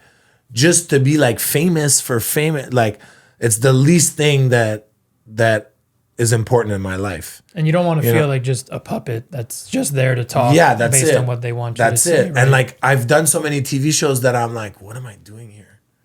You know, in the beginning, like where it kind of feels like the puppet thing, where it's like, okay, say this. Can you like talk? you know, cooking some cooking shows where it's like a competition where they're like, okay, you get a dish and they're like, okay, give me a positive. Okay, give me a negative. I'm like, there's not no really real. how I would talk about this. I wouldn't say like, you know, the positive is that I'm not getting sick. Like, I don't know. Like, it's just if it's good, it's good. If it's bad, it's. So I'm lucky that I do a lot of stuff that I kind of want to do, you know, Yeah, and that is lucky. You know, it's like people. Does that mean you've had to learn how to say no really well? Yeah, I could still say no a bit more, but I've had to for sure. And I've got pretty good instincts of like what I should be doing and not be doing. Yeah. So, because I could imagine producers comment, like, you know, you told us about being assistant coach for your kids' hockey, and just imagining a producer being like, "Oh, Chuck's arena, like, can we show up? I get it connects to the average person, and we're gonna get you there." And like, I could imagine that people are just like, Chuck. Yeah, Chuck. And like, you know, I also pitch a lot of ideas, you know, and some stick, some don't, you know, and the thing with TV is that it's like, you know, anybody who's been a gardener or a chef or knows the hours and the amount of time, is like TV is also it's hard work, but it's not the same. You know, it's not the same. So it's like. It could be 6 hours per week, you know, and that's work. Exactly. So it's a very different, and I think it's just about like my life and how, like, I don't like to say evolution so much because I'm still learning and like, but it's more of being where you need to be at the right time. And I'm very lucky that at the age that I'm at right now, I don't really have regrets or things that, I mean, like anybody, you know, like I have things that, but in general, when I take inventory of my life and where I'm at, I'm pretty happy. Yeah. Like, I'm not saying like, oh, I should have, or I could have, and obviously like anybody else, we could have done things differently and stuff, but I'm happy where I am. You know what I mean? Could you like, see yourself producing shows? yeah. I mean, that's, Did you watch Maddie Madison's series? yeah. It's pretty cool. Eh? You haven't watched that, Chris. No, I haven't. It's so good. And it's pretty nice. That's another retirement job. Not retirement, but like, it's another aspect of like, and with my show now, I produce a lot because the episodes, like, there's a lot of producing that we do as we're filming it. And so more and more, I love that side of it. So I'm just not good with emails and sitting down. The admin thing. That's the one thing that kills me. Like, you get an assistant. That's the hard you know, part. they like this, Emails like, are hard. Yeah, and I'll like say that. they're always like, so I wrote a couple books and this and that. And they're like, well, just bring your laptop and I'm like, what laptop? And they're like, where do you write all your stuff? I'm like, on my phone. Because I'm just not, I literally cannot spend 10 minutes on a computer. Can't go online. I can't, like, it's just not me. I just don't like it. I'm not good at it. I don't like video games. I don't like, it's just not something that I like, you know? It's like, it's just not, but I'm good in meetings. I'm good at, like, I'm okay with it, but I'm not it's just not and my mom, when I was a kid, she's like, oh, the computers are the future. And I was like, whatever. Can we talk about Chuck's home cooking? And Yeah. I mean that as the book. Yeah. Is it your latest book? Yeah. Or that book. I'm gonna have another one coming out for the 20th anniversary of the restaurant. Okay. So that I just finished that. Yeah. So there's Chuck's Home Cooking, the book, and also just the actual idea of you home cooking. 'Cause I've heard you explain it that, you know, like I said before you had kids, you didn't even cook at home, and, you know, you've had a whole life of cooking in kitchens. But cooking at home was sort of like a new experience or frontier. And it speaks a lot to us who are all about the local economy, bringing people back to the source of things. We like, you know, our listeners are homesteaders and they're growing food and they're cooking it at home. And like, we care about these things deeply, that connection. And I feel like you've gained a lot of maybe more of that appreciation since, I guess, having kids and cooking at home more. It's basically my favorite thing to do of all time, to cook at home, whereas I never did it once for the first 30 years of my life. Why do you think it's become such a favorite thing? I mean, you know, I was always like in restaurants since the age of 16. So I ate staff meal every day. That was like my thing. Like, if I came home late at night, my favorite thing is like sardines and crackers. And so I would do that, or like order pizza, or, you know, like I never, like when I say I never cooked at home, like I had like hot sauce and, you know, like, and then when I had kids, like, I remember like the puree phase, like when I'm like, oh, this is, you know, I got to make these purees, and I started doing it, and then you realize like that's like 3 months. Then they start eating regular food. Mm-hmm. So it's like, okay, and like, okay, well, now I got to make breakfast. And now I'm literally like, if I gave you the menu from my week, you'd be like, what? It's like I also have a different lifestyle than a lot of people. Everybody has their own way of making things work. Yeah. For me, in a typical day, if I don't have to be anywhere, or, you know, or I'm working, mostly it's at night. So I drop my kids off at school at 8:20, 8:30. I'm in my kitchen and I'm like washing lettuce, prepping, you know, peeling carrots, getting my mise en place for dinner. And for the night. For the kids. And so like, it's become like really like, so they have their own private chef. Basically it's like, and I love it so much, Whereas I used to be alone or not Exactly. really. Cooking Like when for you your- have people to cook for, it makes it. that you love. But that's it. So I make like almost every day I'll make a soup from leftovers from beans and whatever I have, and I'll make probably a salad and a main course. Like yesterday we had like my week, let's say, is it's like, you know, like I make what did we have yesterday? Spaghetti squash with meatballs, and I made like a pear tart for dessert. But like Yeah. I enjoy it so much, and I don't see that I'm doing it because I do it at different stages. So, and this is the professional side of cooking that really helps. It's like I might not be better than anybody, but I'm for sure faster to like prep my stuff. Yeah. And so it's really organizing. And that's like another thing that I love to do is like just organizing, getting my stuff ready. And so it's a big part of my day is, Where do you shop for your produce? so I'm lucky. I'm like Jean Talon Market's right there. Yeah. So I go there. I mean, I used to live more near Old Montreal, so I used to be at Atwater Market more, but now I'm in Outremont, my land area. So I'm like, I go to like very different places, but I'm lucky that I have like, good little local spots. But Jean Talon Market mostly. It's pretty nice. For, there's so much good stuff. Boucherie Chez Vito, which is like, I think Saint-Urbain and Saint-Viateur or Fairmont. I forget which one, those two streets. On Park, Fruiterie du Marché on Park. It's like, they have everything, and I love shopping there. I really, I'm lucky that I'm close, and I shop almost every day or second day. And that's what's great from living in a city.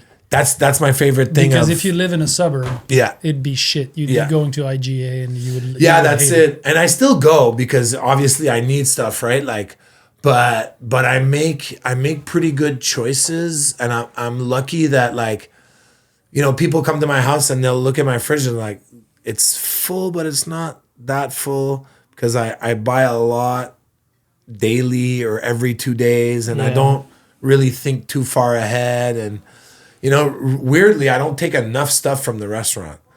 That I should be stealing from my restaurant a little bit more to like Watch out, kitchen staff. You might notice exactly a drop in the stock. But I don't, because I live further. I'm not that close, so it's not like, oh, I'll just go to the restaurant and grab stuff. Like it's just it would be, and but yeah, Jean Talon Market's my go-to. I'm there all the time. I love it. It's an institution. Yeah, really and nice. there's a little bit of everything, and I love Atwater Market too. It's just so out of the way.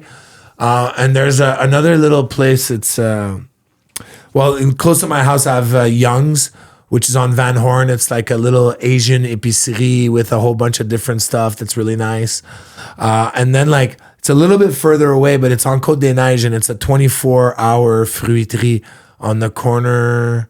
It's Côte des Neiges, and I forget. And it's open in the summer. It's open 24 hours. And I love going there late at night for no reason. I love it. It's just it's open 24 hours. Why not? So I'll go there late, but yeah, I don't plan much. And now my kids, like the new generation, my kids like, is there protein in this? Is there sugar in this? Like, it's crazy. The kids are asking that. Yeah, my kids are like super into like health So food. crazy. And I try to tell him, it's like, it's good. Like he's like, he needs like, he likes spinach and like everything that's like protein, vegetable, good for you, like not too much sugar. And I like, it's great because it's a good thing, but it's also like, can't go too far. You know what I mean? So I'm at the crossroads now where I got to deal with like my little guy. He eats everything and anything, but my older, he's 11 and he's really into like health and fitness. And so it's like I've had to change my style of cooking a little bit to kind of cut out The carbs. the carbs a little bit more. Meat and veggies. So he still has carbs, but just not like a big plate of pasta. He'll have a little bit, but so I'm trying to like navigate. That's where I'm at right now. Like, has First Nations cooking, like has any of that entered your home? Like, because you come back with for sure hunted meat sometimes. A lot. You know what I mean? A lot of that, and most of it is technique. And you know, like we talk a lot about it, like farm to table and blah blah blah. But like, they don't talk about it. They just really live it. And like most of the, you know, like the bones, the head, the skin, the fur, everything's going to be used. If not by that person, their aunt and their, and at first I was like, is this really true? And it's insane. There's not one community that doesn't have that in common of using every last bit, and really kind of living that life. And that's what I love the most. And that's kind of, you know, I already had that from restaurants. We don't waste anything because it costs money. It's not, there's no like, but you know, they'll tell you like, oh, no, it's like lobster costs $30 for a lobster. You're going to use every last bit to get every last dime out of your, you know, out of your lobster or whatever it is that you're buying. So I already had that because working in restaurants. So at home, it's like, I remember when I first started cooking and like I'd have an interview in a magazine and then it'd be like, okay, well, you know, we have a lot of moms that read this. Like, what kind of snacks would you make for your kids? And I'm like, I don't know. Like, why? I don't have kids. I don't make snacks. I'm like, I don't, you didn't have an answer. And now I'm like the guy that makes a chicken. I make the broth. Like I did that professionally for years, but now I really do it at home. And I love cooking at home so much now. And still I have a simple kitchen. I don't have many knickknacks. I'm very like, you know, because that's the best. Yeah, like you know, cast iron pans, like just simple. But I love cooking at home. And, you know, like my kids eat pretty much anything. They're really into food. They love it. So I'm lucky. I sometimes wonder if the biggest competitor of a restaurant these days is actually home cooking. Yeah, I think more people do, and it's good. People have nice kitchens. I think it's a net positive. I mean, we all want people 100%. To connect with their food, but it's. I mean, as a lover of a lot of the small local enterprises of where we live, I sometimes feel bad that I don't frequent them more because we eat so well at home and we homestead, so like we grow a lot of our own food. And but having a beer with but I just mean like I would go more, but I just kind of end up not needing to / wanting to in a way. Like I wish I did, but I love cooking at home too. Chris, do you want to do rapid fire? Yeah, I think we're there. You know that concept? Well, it's actually I'm gonna call it slow fire from now on. Slow fire? Perfect. It really is slow fire, isn't it? Is it? Well, yeah, we've always called it rapid fire, but it's slow rapid. fire. We're changing slow fire. Slow Perfect. Fire. Welcome to slow fire. Hit me with some slow fire. This is the first rendition of slow fire, ladies and gentlemen. Slow and low. Yeah, I actually think I heard a podcast you were on. I think the guy said slow fire. Is that right? No, maybe it was another one. Sorry. Anyway, but heard someone say that. And I was slow like, fire. We should slow fire. Slow fire, everyone. What's a book that you've either read multiple times or one that you've been thinking a lot about in recent time that comes back to your mind often? So that's another thing about, I read a lot of books, but all biographies. That's fine. Tell us. So I can't waste 1 minute of reading a fake story. I don't know why. And I watch fake movies. But when it comes to sitting down and reading, I really biographies. And it doesn't matter. It doesn't need to be somebody that I like or as long as I'm learning something about somebody that did something in life, I'm happy. I like memoirs, which is kind of the same. Love. Yeah, as long as it's true, I guess is what I'm saying. And it doesn't necessarily have to be a biography, but I mean, there's a lot of books. I mean, I'm trying to think now. I'm trying to get something. That's why it's slow fire, right? Like rapid fire, I would have had to say it quickly. Now it's slow fire. Can let it burn. Let it bake. I mean, a book that influenced me a lot and that I really liked was it's an author called Mark Kurlansky, and he writes books about like different subjects. Like he's got one on cod. So, the importance of cod in how Canada became. He's got one on salt. So it's the history of salt and why is salt so important. Yeah. And the one that I was reading when I opened the restaurant, this is 20 years ago, and I've reread it since. It's called the New York, A History on the Half Shell. So the importance of the oysters and how New York came about. Yeah. And it inspired me a lot for my restaurant and just the whole idea behind that and how, these like oysters, you would never think that oysters are important to the development of New York City. But they were, eh? But they were. And really it's like, kind of like nerdy, historical, a lot of facts and I love those types of books. Another one that I read maybe a couple years ago, I think it's called Barbarian Days. It's a surf book. Yeah, it's a great book. Oh, I read that book. He's a journalist, eh? Yeah. And It's a it's so great book. good. It's like, I surf badly, a lot, as much as I can. I love it. Just came back from Portugal. Oh, no way. Yeah. Yeah, I was there this summer. It was, Where? We were in. Well, we went to Lisbon, but Sesimbra. It's called Sesimbra. Okay. And I forget where we went surfing. We only did a couple days, but it was great. I was just in Barbados actually last week. Okay, we'll talk about this offline. But like that being said, like, I grew up in Montreal in in the 80s where every year we went to Maine in the summer and there was the ocean. Classic And Quebec. and yeah, we'd boogie board and we'd this and I'd tell my parents like, oh man, I think I could surf here. And it's like, wasn't a thing that my parents were going to get me a surfboard. You know what I mean? Yeah. And it's like, ben non, surf, c'est pas ici, là, c'est en Californie. Like, it was just like, and it's funny because my mom lives at Habitat 67 where there's a wave right in front. And She lives there. Nice. Yeah, she's lived there for probably 40 years. I grew up there.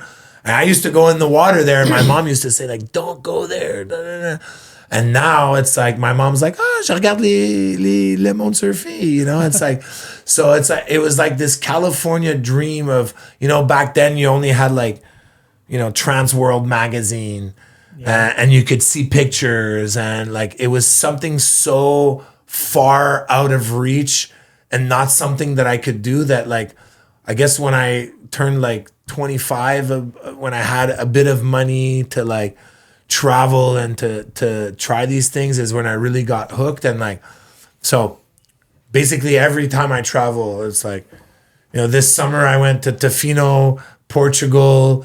I just got back from Barbados. It's like, there always has to be some surfing. Yeah, some surfing. You sound involved. like this guy. So, and like, am I a great surfer? No, but do I love it? Yeah, still. And I think that's the whole point, to be out there. And I wish I would have 3 months to Yeah. really surf That's and it. really kind of, because every time it's Live like, the life. yeah, I was there for 10 days with my wife and we surfed and then we were getting good.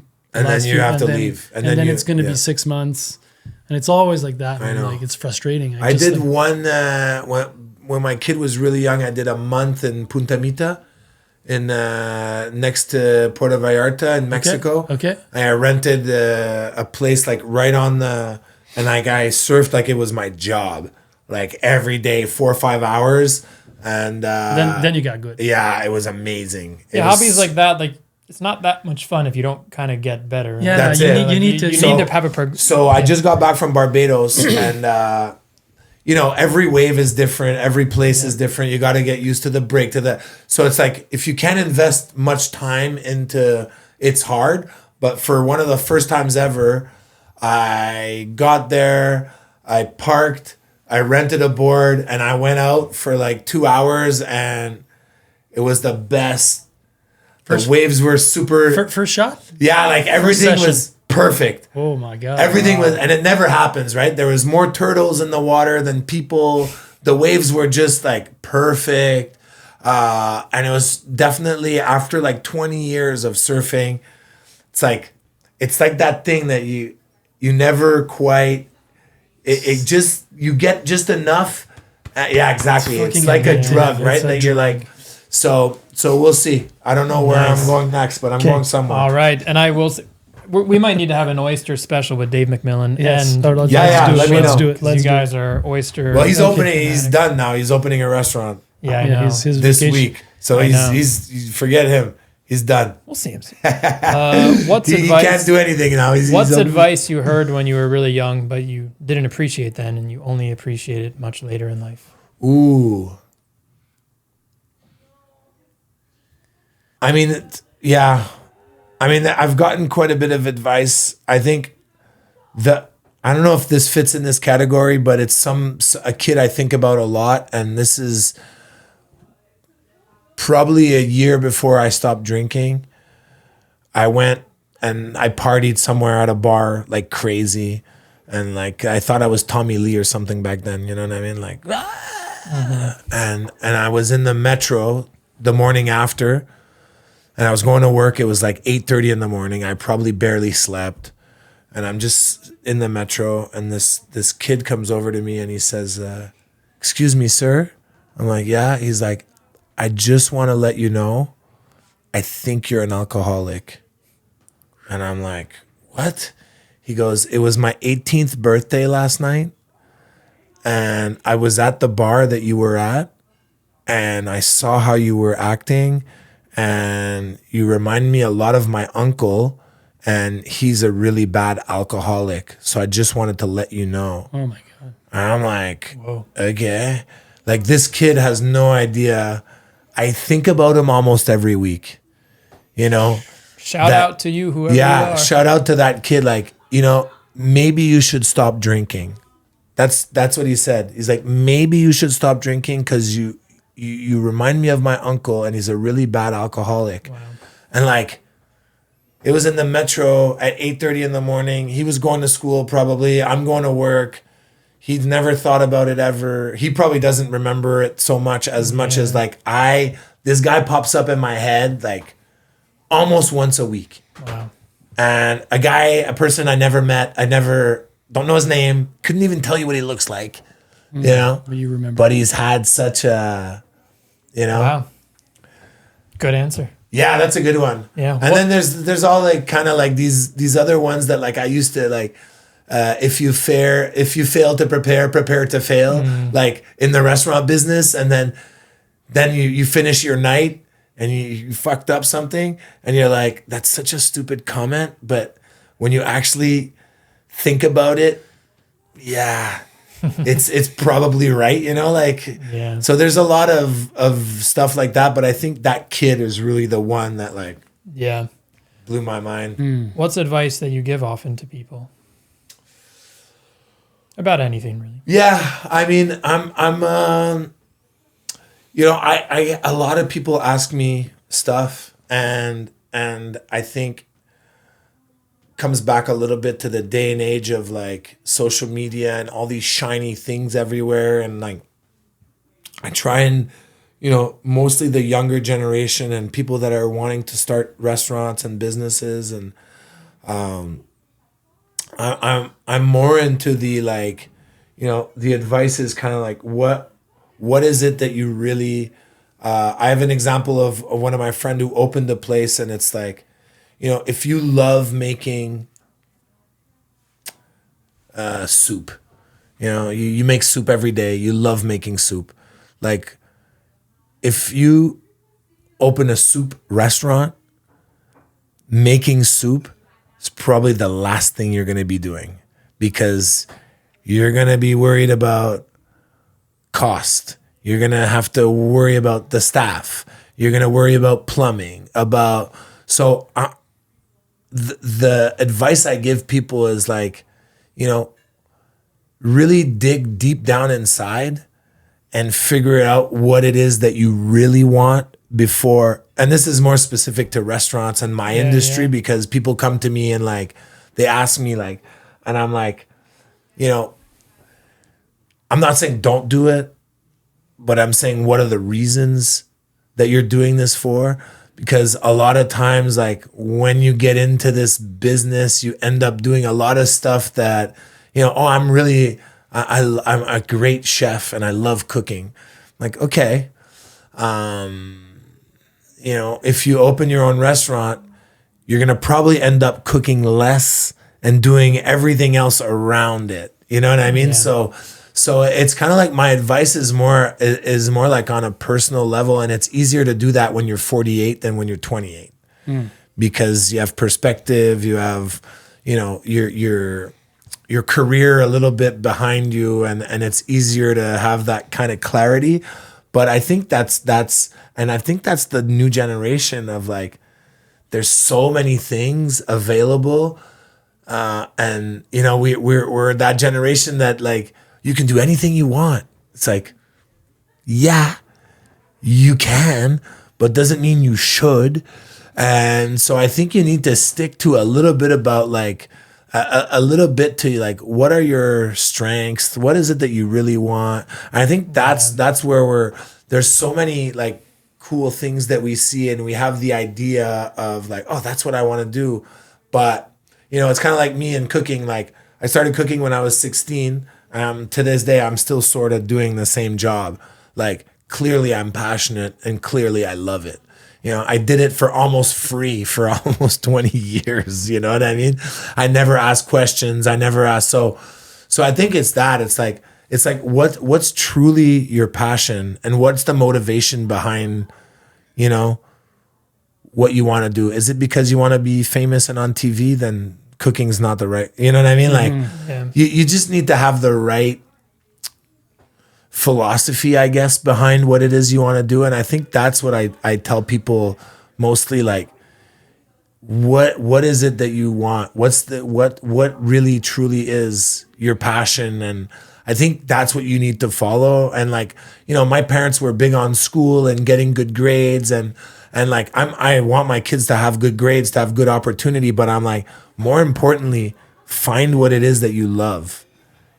Find something that you love, like, and work at it and master it. And that's gonna allow you, like, money and all this other stuff it's all gonna come naturally and it's like, money is not the end game necessarily either. You know what I mean? It's like, I just find that there's so much like news, like, news used to be 6 and 10. That's it. Now it's all the time. There's too much of everything. You know what I mean? Like, there's so much, like, so that's kind of like my advice, is to like narrow it down to really the essence of what it is that you want, and focus on that, because if not, you get lost. You know what I mean? Yeah. Okay, I got one more question. Yeah. What is a standout food experience of your last year or two? Something that comes back to you often? Oh, well, I mean, eating country food in the Arctic for sure is like, eating seal that you've just harvested, and you're eating the heart and the fat, like right there when it's still warm. Fuck, that must be really... it's such a powerful experience. You don't... I bet. Until you've like been there, done that, it just looks like, oh, whatever. But when you're there, it's like, you really feel generations of people that now they do it because they love it. They eat the food, obviously, because there's not like a hamburger like this. First of all, it's not part of the culture there to eat hamburger. Mm-hmm. It's like, well, you have everything at the grocery store. It's like, yeah, I know, but it's like, we don't eat avocados. Like, I know they're there and they eat them once in a while, but it's not, if you have the choice between, raw seal or avocado, 99.999% are going to go for the raw seal. So I think that for me is one of the most powerful experiences in the last year. If I think of like places that, I think like in El Salvador at El Zonte. That's a nice place. Yeah. At one point, this is like 20 years ago, we were surfing and the guys are like, oh, let's have a snack, and like, okay. They started like breaking rocks, which were oysters.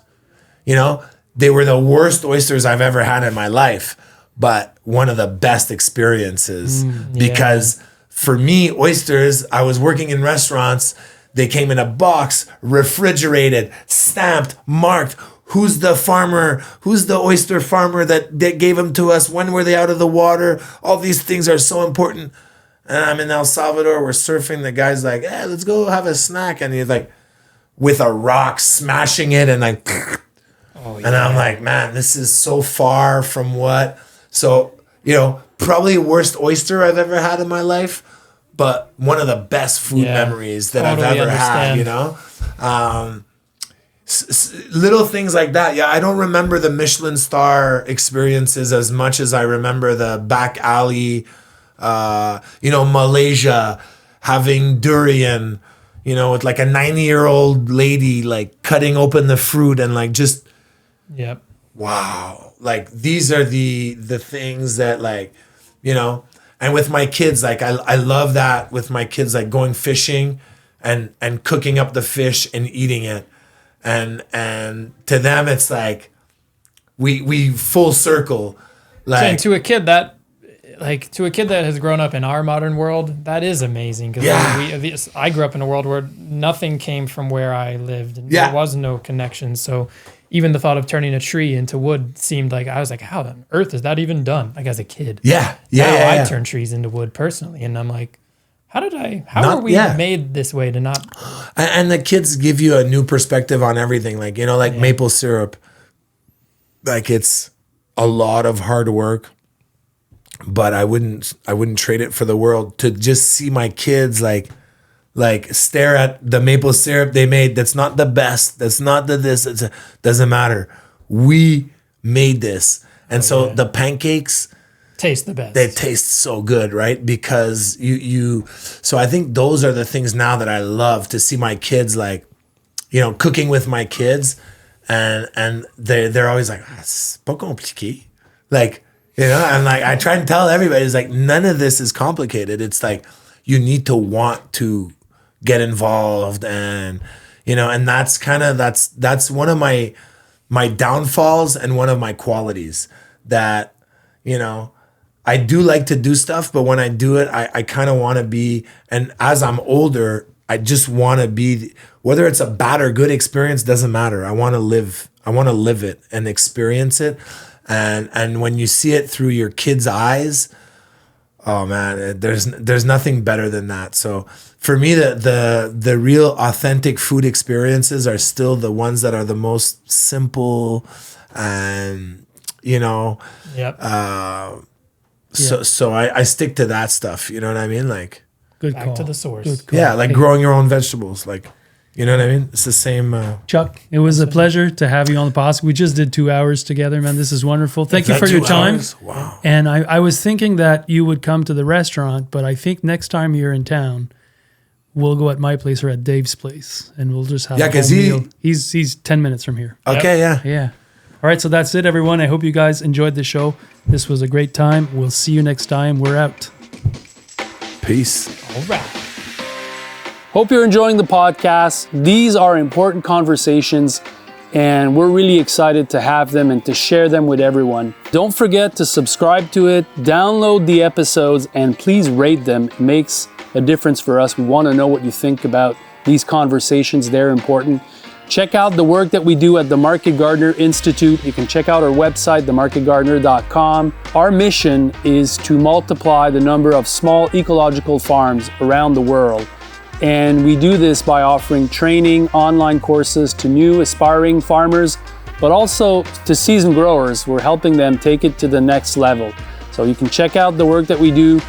You can follow us on social media. You can sign up to our newsletter to get a lot of freebies about gardening, farming, but also about how small-scale farming is changing the world.